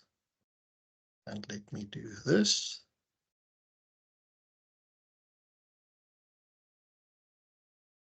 Yep. Right, there we are. Thank you. Thank you, Letus. So as far as the conference, the 22 conference went, we had 4 pre-conference workshops and 4 keynote speakers. The pre-conference workshops are usually on very pertinent topics that involve postgraduate supervision, and we usually try to choose the topics for these workshops to suit the participants in the conference. So we do some consultation beforehand before we settle on the topics for the workshops. The 4 keynote speakers we had for that particular conference, you can see them there. It was Rachel Spronken-Smith, very well-known author in the field of supervision and postgraduate studies. She talked about pondering possibilities for enhancing PhD programs. We also had Prof. Søren Bentsen from Denmark, and he looked at the meaning of the PhD, disconnections and connections between research and society. Quite an interesting paper, that one. Professor David Bogle from University College London talked about training creative and responsible doctoral researchers and some tensions in the system, especially pertaining to the British and European system. And then we had a local colleague from University of Johannesburg, Professor Emnet Wolde-Georgis, innovative approaches towards partnership in doctoral programs in Africa. So those were our 4 keynote speakers. We had 3 roundtable discussions on topics pertaining to supervision, 54 research papers, and at that point, we had 122 registrants for the conference. I would say about 50% of those were international colleagues. There was then, after the conference, there was an invitation to submit full papers for a refereed conference publication, and it was negotiated prior to that the Journal for New Generation Sciences would be the publication outlet, and that followed the conference. So that's a little bit of background as far as the conference is concerned, and so over to Nompilo for the next slide.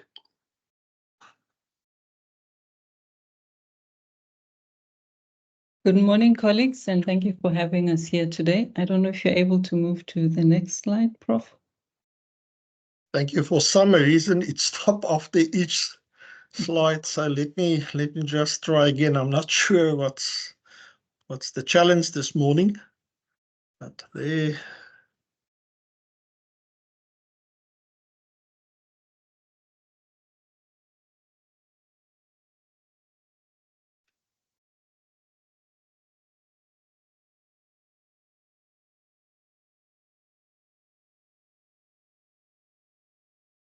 Thank you so much. As Prof. Eli has already mentioned, we had 4 keynote presentations.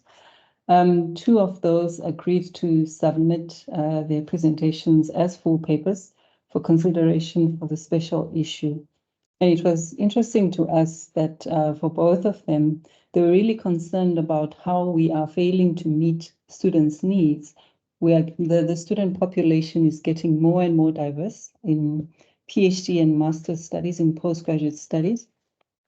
And a lot of our students are actually coming in and considering alternative pathways. So they aren't really thinking about becoming academics, or by the time they finish, they decide academia isn't the space that we want to be in. So Rachel spoke about empowering students to take ownership of their PhD studies. And she suggested one possible route, which was the use of portfolios, where students can map out their own personalized pathways. So they set their outcomes based on the graduate attributes that we have for the doctoral study. And then they map out the journey that they're going to take in order to accomplish that. David spoke about, rather he explored some tensions between what is possible within the higher education system and what our students actually need. And I'm not going to tell you what these tensions are. He focused quite a lot on the UK higher education system, but a lot of the lessons that he brought in for us would be applicable in the South African space. Next slide, please.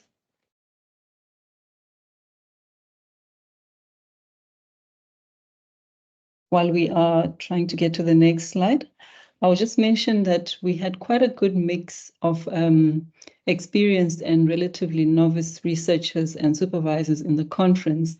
And I think that reflects quite well in terms of the papers that were there, and also in terms of the support that as editors and as the reviewers had to give to the authors.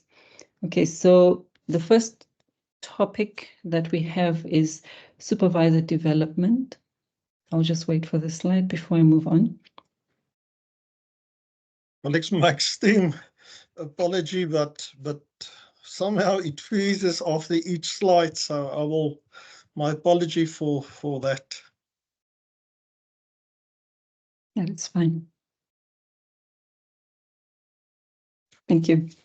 So as Prof. Eli mentioned, we had I think we had about 50, more than 50, about 54 submissions for the conference. But the papers that are here were those that were submitted as full papers to be considered for this publication. So under supervision development, while for the conference we had quite a lot of papers, for the actual special issue, these were the 2 papers that were submitted.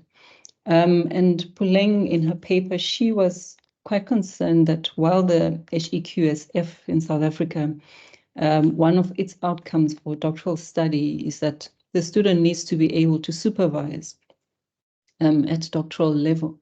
She was quite concerned, and in her study, she interviewed, I think it's 50 supervisors, who felt the results of the study showed that a lot of them were thrown into the deep end. They used trial and error. We've moved on, thank you. They used trial and error in order to supervise. They had to draw on the experience of being supervised, and they had to balance all of this with high teaching loads and the other demands of supervision. Please, can we move to the previous slide? Thank you.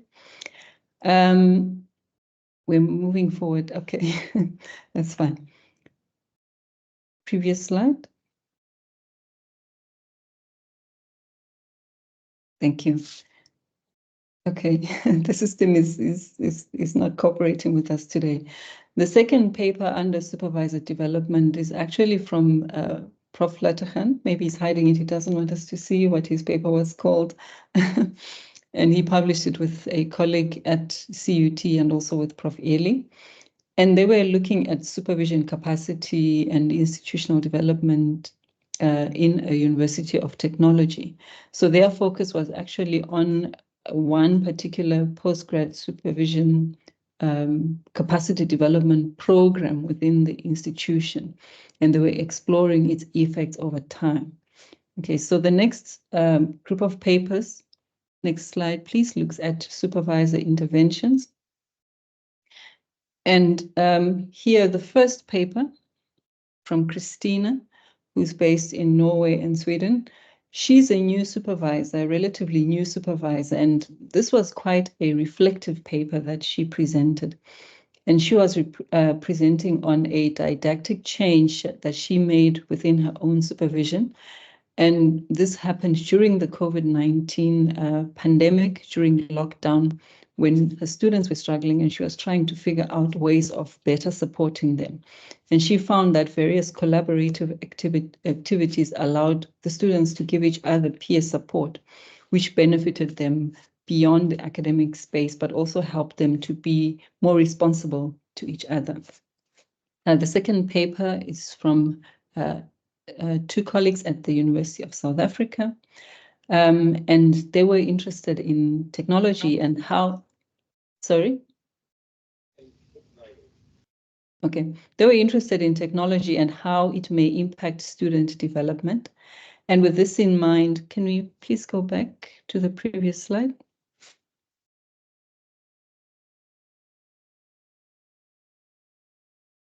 Could we go back to the previous slide? Okay, thank you. Sorry, I didn't see we're on that slide. Okay. So they actually propose an approach to synthesize qualitative propositions in order to develop a conceptual framework. And they are using some technology without compromising the development of the student in terms of developing the conceptual framework and using the literature review. Our next group of presentations looks at social justice issues. And the first paper on the next slide, please. The first paper is actually a conceptual paper from two very experienced supervisors who have been publishing in the field for a long time.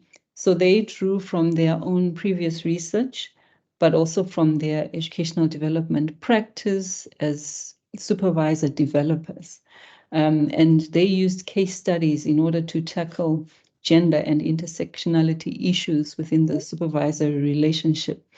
And they present in their paper what they call a gender equality toolkit. Very interesting. I would advise you to go and look at that.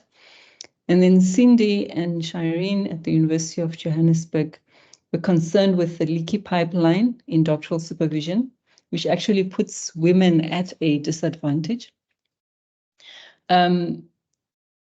They were specifically challenging in their paper gender disparities, dominant supervision models, which aren't really favorable to women, and the lack of access to leadership positions for women. And the supervision framework that they present is meant to get us thinking differently about these challenges and how they can be addressed. The last paper in that section is from Liesel at the University of the Free State, and she was concerned about well-being and how it is actually addressed in the supervision space, and specifically the well-being of supervisors. In the review that she did, she found that there was hardly any literature around the well-being of supervisors specifically, and she had to shift her focus to the well-being of academics and try and draw lessons from that for the supervision space. And she found that there's quite a deterioration of well-being, and one of her recommendations is the need for careful consideration of how well-being is actually measured in the academic space and specifically for supervisors. And then the last group of papers that we have, the next slide, please. Oh, it works now that I'm almost done. Is looking at student experience specifically.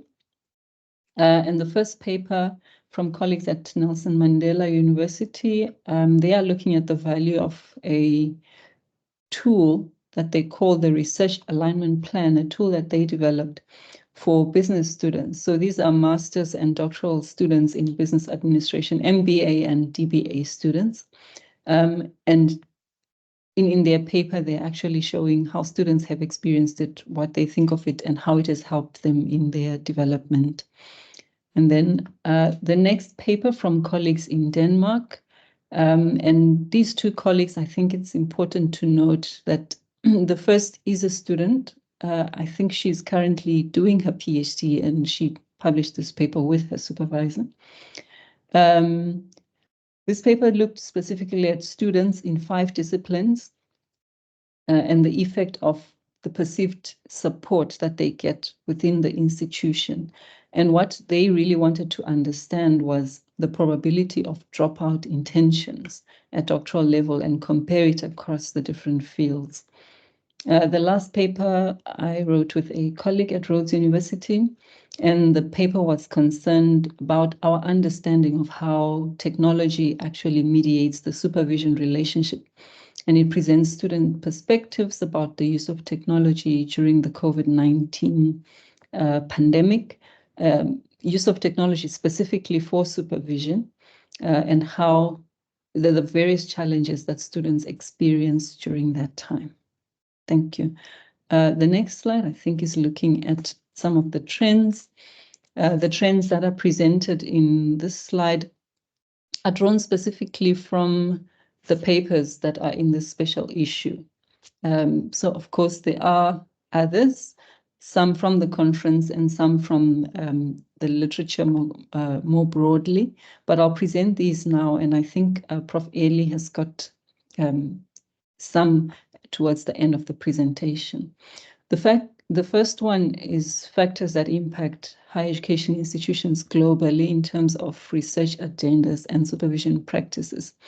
And some of these with the legacy of the effects of the pandemic. So quite a lot of the papers were focusing on the pandemic itself and what institutions have done or are doing or were still grappling with at that time. As we said, the conference had to be fully online for the first time. Because of the pandemic, we weren't sure whether borders and so on would be open at the time when we were still planning the conference. Other factors included changes in student and supervision populations and the use of the challenge of using emerging technologies. The second trend was around research and inquiry into aspects of postgrad supervision, which are becoming increasingly sophisticated. And here, papers were looking at or were scrutinizing research and supervision regimes within institutions, within countries, exploring theoretical underpinnings of postgrad supervision and challenging social justice issues, and enhancing socially informed supervision practices. The last trend is around the international concern for contextualized research supervision challenges and practices. So there was inquiry into issues that may prevent loss of quality due to massification of postgrad populations on the one hand, and enhancing postgrad research quality on the other. Thank you. I'll hand back to my colleagues.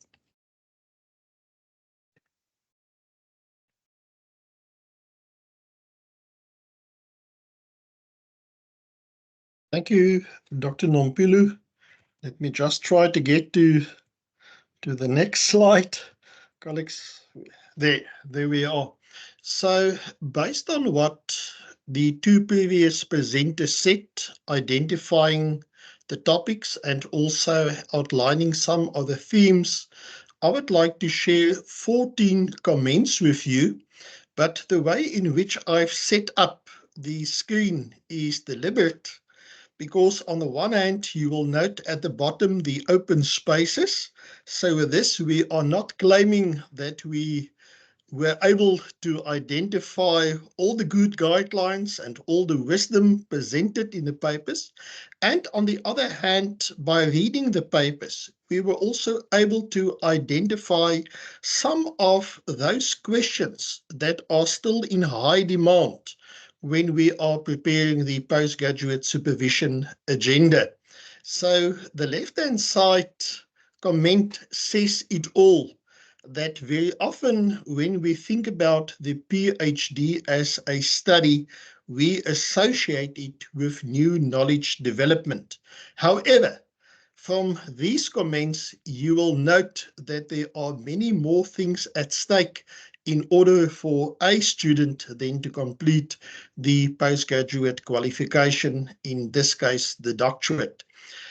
When we start off, I think what was quite evident from the various papers was firstly that although everyone said it should be clear that there is a different role and responsibility for the university as custodian of the qualification, or the supervisor mentoring, guiding the student, and the student him or herself, we noted that very often the boundaries between these parties and their responsibilities are often blurred. We've also witnessed in some of the papers, and it was said in this morning's session on funding, the important role that the university and to some extent the supervisor have to play to secure funding for the student, which doesn't mean that there is no contribution from the student side either. We've also noted that some questions were raised around policies and support structures, and the questions were whether all these support structures are necessarily advancing the PhD study, which takes me to the second comment. The phrase third space support is very often associated with what are we doing to support both the supervisor and the student. But when reading third space reports on this matter, the question then again is raised whether research officers, quite known for their support to the supervisors and the students, are always providing the best support there is available for the student. Let me cite one example, in this case from the paper that I was one of the co-authors. Research officers will very often run various programs on methodology, or how to write up the research, or how to support the supervisors, but to a certain extent, research officers are unable really to monitor and evaluate the process.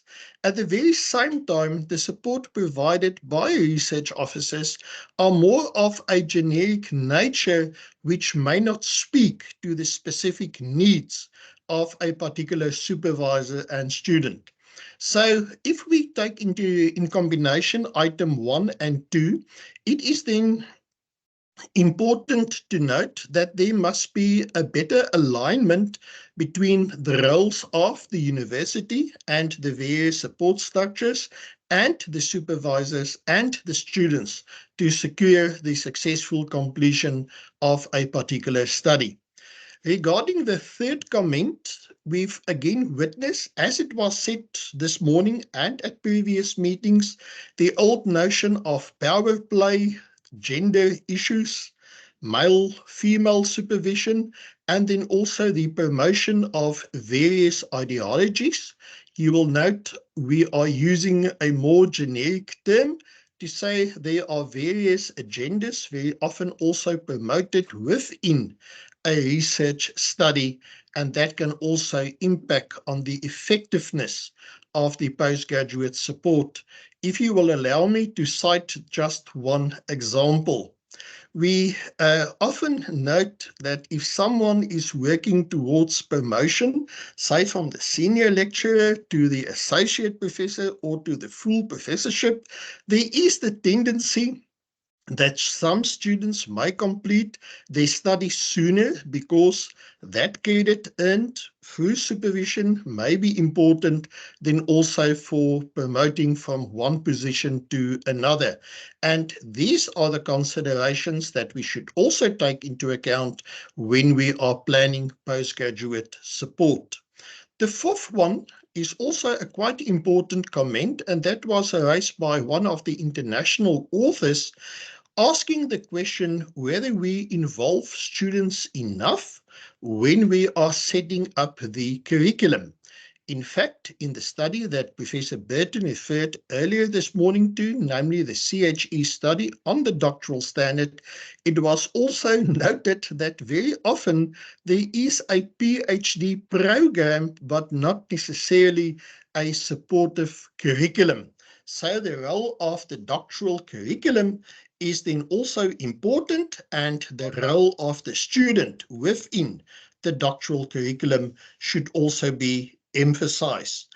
Regarding the fifth comment, and that is on e-supervision, or how do we make use of 4IR or chatbot technologies?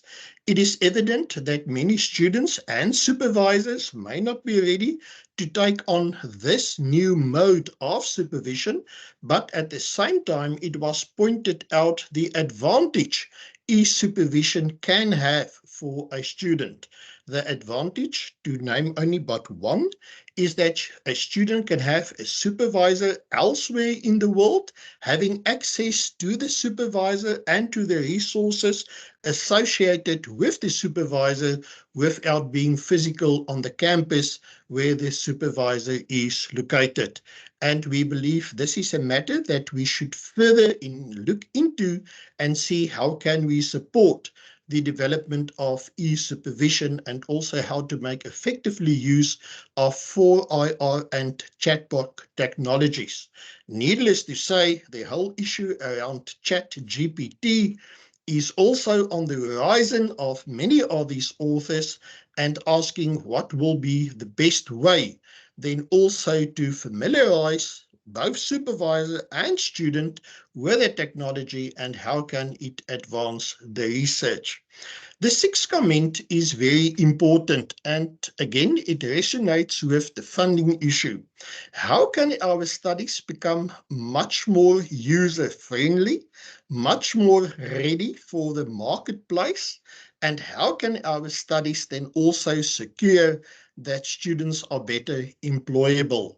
It is a well-known fact that a very small percentage of students completing their doctorates, not only in our country, but around the world, may not necessarily move into an academic position.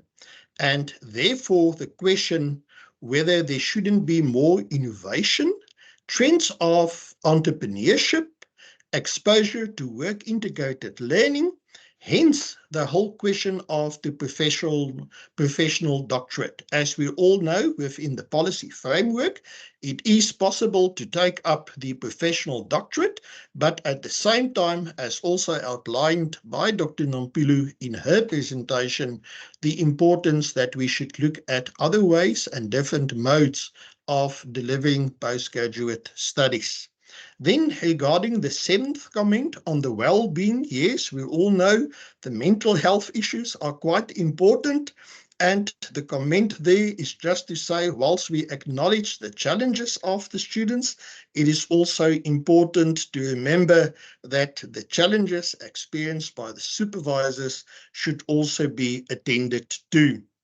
The eighth comment is in particular important for the South African context, and several papers alluded to the fact that there is a particular expectation of a learning outcome.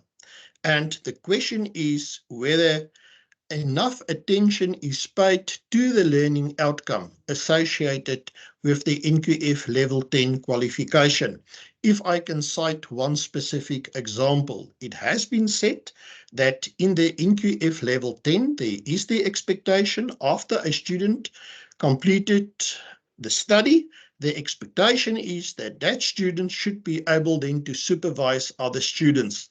This is not often the case, and this is confirmed by the challenges, for example, that postgraduate students that postdoctoral students may have, then also to support other students either at the master's or the doctorate level. Regarding the ninth comment, we identified in many of these papers the generic challenges, and much attention is paid to addressing the generic challenges. But somehow there is the plea that we should not forget the field-specific challenges. What is important from this comment is that very often, and this remark is more relevant than for the universities and the research offices, when we look at the kind of support presented and offered by these entities, it is of a generic nature and may not address a specific requirement for someone, let's say in engineering or geology or public health or any other study. Moving then to item number 10, this is becoming a very big issue on managing the PhD study in terms of the human capital, in terms of resources, in terms of funding. We've picked up that too many students are taking far too long to complete the study. On the one hand, it will challenge the effectiveness and the relevance of the research, and on the other hand, very pragmatic to mention is the subsidy consequence it may have for universities. And again, it was suggested that whilst a study is being supervised, it should also be managed. I think it's evident, just or sufficient to say in the 11th comment that we require new modes of supervision. It has been said this morning, it has been said previously, but somehow it seems that very often we are not able to move beyond the known territory, and I park the comment there for now. The 12th comment was quite interesting. By reading the papers, the question emerges whether there's a difference between a local or a regional doctorate, meaning a particular university, a particular image of a university, a particular focus on that university. If we look at the national expectation regarding the National Development Plan 2030 that we have for the doctorate, and if we look at the developments at the international level. Chairperson, we also believe that this is a topic that in future we may unpack again, namely the local, the national, and then the international doctorate.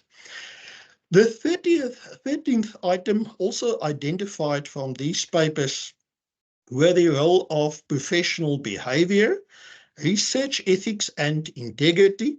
And we all know that within the CHE report, the importance of professional behavior, research ethics and integrity are well emphasized. And we believe this is something that both supervisor and student can also take more note of. And then the 14th one, despite all these papers and all the wisdom and all the advices, in conclusion, these papers pointed to one thing. It's quite important to support our students. We need to have different means and ways of doing it. But somehow we cannot lose sight of that important question of how to do research. Chairperson and colleagues and co-presenters, I believe these few comments are not only coming from the papers, but they also spark future discussion items. So if you look at the heading of the slides, of course, the times, they are changing, and hence we need to think quite differently in future on the postgraduate supervisory agenda. And hopefully the slide will move spontaneously then to the next slide. Let me just see the spontaneity of the slides. Alex, my utmost apology for this being not working as we've hoped for, but there we are back. Professor Bitzer, to you on the recent comparative studies in doctoral education and supervision. Thank you, Letus, for outlining and listing kind of a 14-item agenda for research, which is quite comprehensive and points us to the future in terms of what kinds of research can be conducted. And I suppose there are quite a lot of others too. But just maybe to remind you a little bit about what transpired in the meantime since the conference took place. And this is just a few studies that I would like to highlight in terms of comparability. There are not many comparative studies across international borders, so to speak.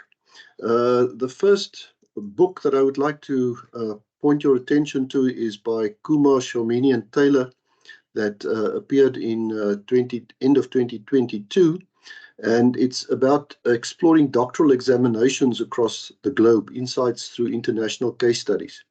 And there are quite a number of case studies, I think 15 or 16 in total, from different parts of the world that are looking at different aspects and comparing them in terms of how doctoral examinations are being conducted.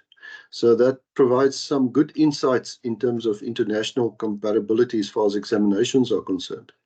And then we had an article in the Innovations in Education Teaching International that talked about the changing landscapes of doctoral education. And that also was an issue that doctoral education in a comparative way were looked at from different countries, the perspective of different countries. So that whole issue, number 5, was dedicated to international perspectives. So if you are interested in what happens at other parts of the world compared to South Africa, that may be quite an interesting journal number to explore. And then a recent publication, also by Kumar and Wald, was on co-supervision, doctoral co-supervision, policies and practices across the world by Springer.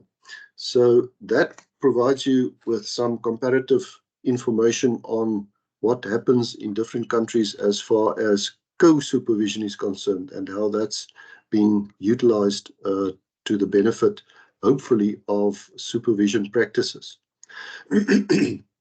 There was also a kind of a news item on the in African Research University Alliance on the question of the doctoral education. And what was also promoted was the importance of the oral examination, the viva. And myself and Nompilo tried to produce an article on that on the one hand, but then it was reported in this news item that we give the link to there. So these are just a few, especially for those interested in international comparative studies and cases on different aspects of doctoral education. Litas, maybe the last slide. You are there. I've taken you to the last slide. It's there. Right, we've got it. Now for next year's conference, you can have a look at our website. I think that is not the last slide, so the website is in the last slide. But we are going to have a conference 25th to 28th of March next year. The main theme is postgraduate supervision as relational.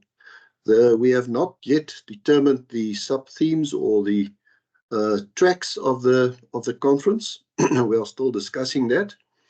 But in terms of relational, supervision is often interpreted as relevant to a variety of relational spaces.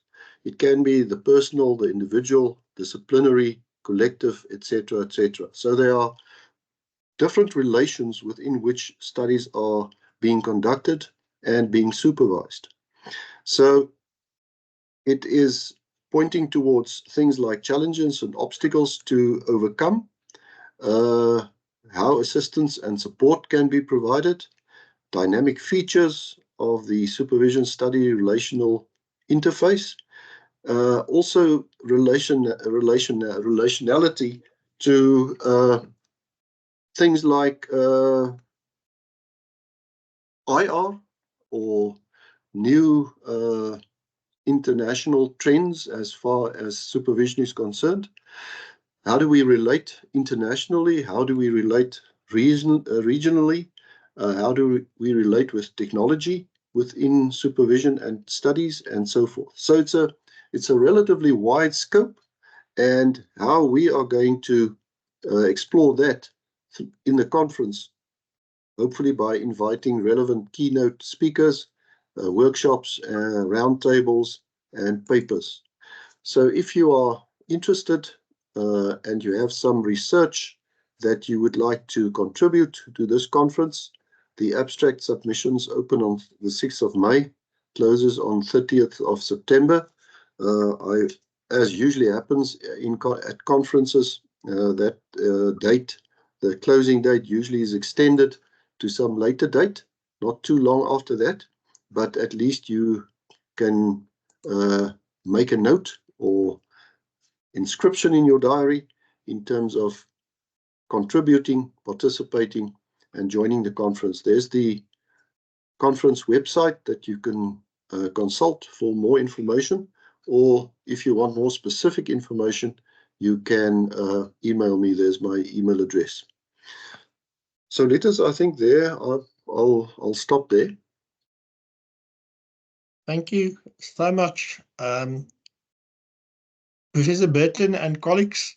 Hopefully this presentation on a conference edition and the pointers or the lessons learned or the trends identified can be useful. Of course, there are many questions, we believe, and before we take on any questions, again, our apology. For some reason, we've rehearsed the PowerPoint to work perfectly, but in the end, there was some technical challenges on our side. But thank you for your patience and thank you for listening to us. Thank you, colleagues. Well, thank you, and thank you to the group for a very comprehensive description of a lot of work that obviously was being done, and the summary of some of the messages that came out of all of those papers. And I'm sure many of the audience here today will be looking to read some of those papers. We can now have some questions and comments. So I invite the audience or the meeting to either put questions into the chat or raise a hand, and we can certainly answer or listen to some of your opinions as well as perhaps answer some of the questions. So open for discussion. In fact, any of the topics we've covered today, open for discussion now. I'll give you a few minutes or a few moments to think about what you would like to raise.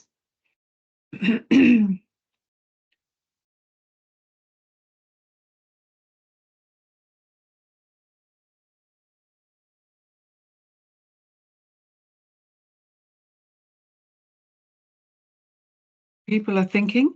Perhaps the presenters would like to expand a little on the question of emerging technologies. It's, I think, one of the most topical issues at the moment, and we have gone in a period of about 18 months from a wide-eyed amazement at what the possibilities are and the fact that we felt so terribly threatened by the use of emerging artificial intelligences and so on, to a point where we now perhaps need to be thinking about how best to use the opportunity. So I don't know, presenters, colleagues, if you would like to comment on that, and if that's going to be one of the topics that you include in your next conference. It's certainly something which is going to come up at the QPR meeting. Yeah. Thank you, Professor Burton. I'm wondering whether Dr. Tsuma wouldn't like to address this question or make a few comments. Dr. Tsuma? I was trying to hide behind my finger. But anyway, thank you so much for the question. The introduction of these new technologies, and specifically generative AI, I am hoping personally will get us really thinking differently about our graduate attributes, our learning outcomes, the kinds of students that we want to develop within our institutions. Starting with undergraduate level, I know this is a postgraduate session, but anyway, there are some academics here. But starting with undergraduate level, the questions that I ask academics when we are having discussions around this relate to, if you have a learning outcome, how does the essay actually help the student to develop in that direction or to accomplish that learning outcome? So can we be thinking differently about those learning outcomes and the kinds of things that we need to do, or the different ways in which we could engage our students in order to accomplish those learning outcomes? At postgrad level, I think it's even more pertinent, and we haven't really had the space to talk and think about it and reflect on what it means. But from my interactions with postgraduate students and the little bit of research that is going on in that space, there are huge issues around development of student identity. So we know at postgraduate level, students are becoming something, or they are becoming these persons who have a voice within their disciplines. And in order to do that, as a simple example, I'll just pick one example. In order to do that, we expect them to read, I don't know, 300 articles or whatever, in order to be able to begin to have a voice, or in order to figure out actually what they want to study, in order to come up with a research proposal and write the first chapter and so on. And now they have tools that can quickly summarize all of those articles for them, that can find the articles first of all, so they lose that skill, and that can quickly summarize those articles for them and show them what the key ideas are within those articles. If they want to write an article in a similar vein or put together a quick scoping review, there are tools that help them to get started with that. So what does that mean for the way we think about the development of postgrad student identities within our disciplines, about how they find their voice and have a voice? What does it mean for those kinds of things? And should we and could we be thinking about those things differently and supporting their development in different ways than we've traditionally done? I'll just leave those questions on the floor. Thank you. Thank you. Any other responses to that?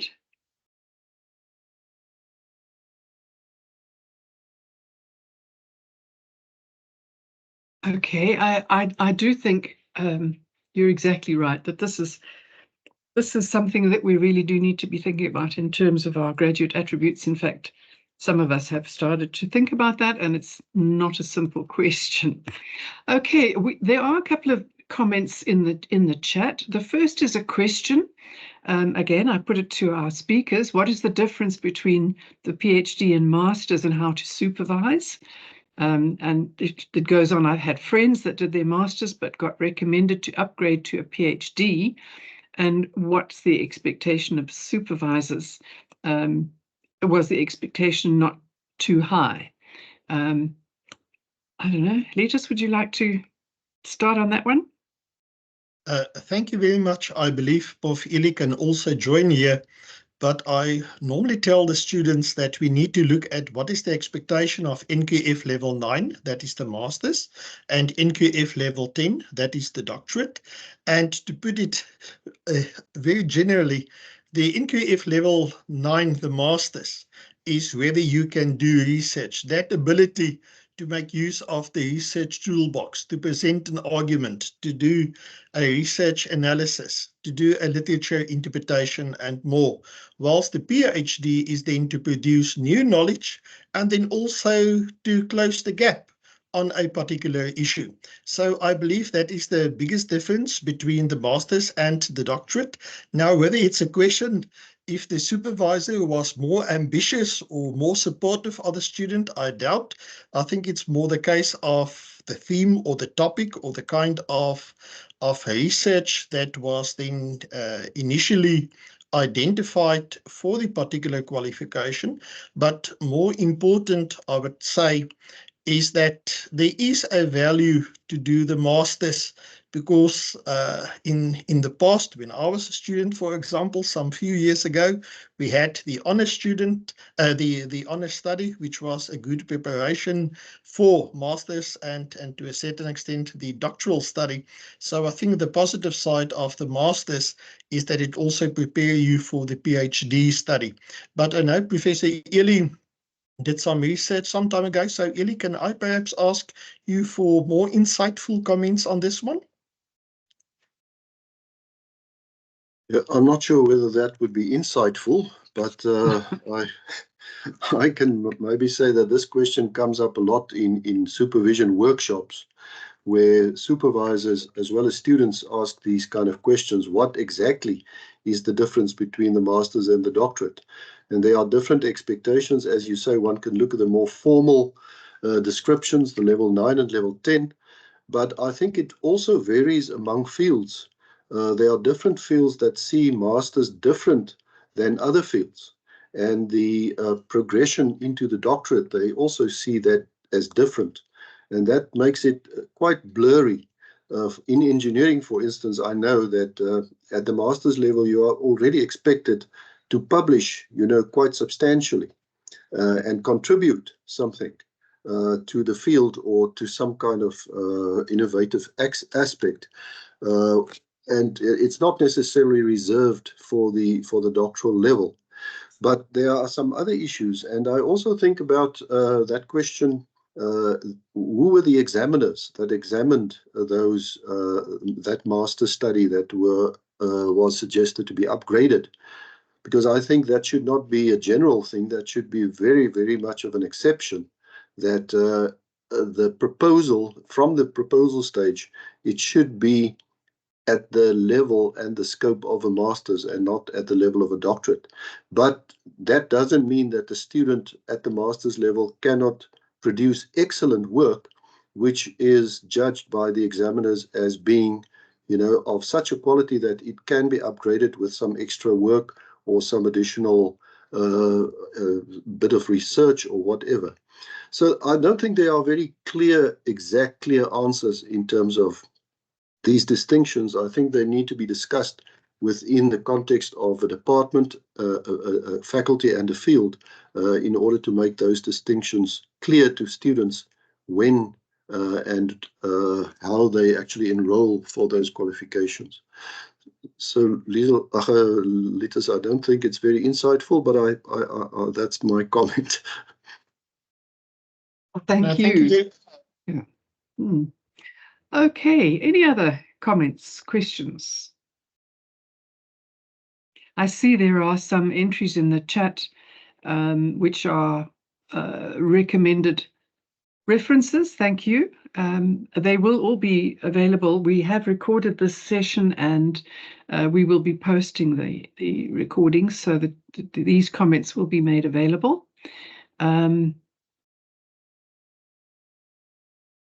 And other than that, I don't see any other comments or queries.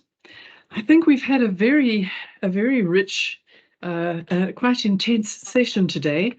Many things to think about, many issues that have been raised. So let me say thank you very much to this group of presenters for all the insights into their journal edition, and thank you for the interpretation of all those papers. I think as I say, we'll all be wanting to go and read them. So Professor Larkin and your colleagues, thank you so much for this last session. And then I think just to close off, this community of practice has really, I think, grown and developed, and we will be having this year, in the course of the year, at least another 2 of these online sessions. I think we have sort of tentative dates, and we will let everybody know as soon as we can when those dates are. We are also intending later in the year to have another colloquium in person, kind of maybe a day and a half. But we found that the last colloquium was very, very rewarding, very fruitful. So in due course, we will be having another colloquium, and we do have a number of focus areas. They tend to move and develop as the discussions go. So we possibly will be focusing towards that colloquium. We'll be focusing on the importance of assisting emerging supervisors and emerging academics with all of these challenges. So colleagues, look forward to for those announcements. We will let you know as soon as we can. I think the chances are that we will align that colloquium with the USAF conference, which will be, if I recall right, in October. And I think we can then use this community of practice as one of our audiences, if you like. So last things that I wanted to just remind you about. The community of practice is one program within the DSI funded program that USAF hosts, which is on advancing early career researchers and scholars. And we also have within that program the TUSO resources and the TUSO Connect platforms. Please do take a look on the USAF website for those. They are linked to this community of practice as well. And the whole program, I think, is developing and growing richer for the contributions of people like yourselves. I hope this has been useful to all of you. I see one or two comments there about the insightful meeting and some thanks, and a question there: are we allowed to invite any emerging supervisors? Absolutely. Anybody, my last comment was going to be, anybody who is interested in the deliberations of this community of practice, the discussions, the meetings, the colloquia, and so on, is very welcome to join. If you would like to, you have had communications from the USAF team about this meeting, you're very welcome to email and just ask to be added, or ask for others to be added to the community of practice mailing list, and you will then receive notifications about any of these activities that are going on. So please do stay in touch. Use the USAF website, use the TUSO resources, and of course you can reply to this community of practice mailing list anytime. I think we will end there. We have a few minutes in hand, but I know it's been a very long and quite intense session. And let me finally close by saying thank you very much to the USAF team who support all of these activities. You know, I sit here and present this, but there's a team behind me who are making it all happen, and I would really like to thank them particularly for their assistance, for the advertising, for the marketing that's gone on, and for the very effective administrative support of all of this. And finally, all of you, thank you for attending. Please watch this space and join us next time. Thank you very much.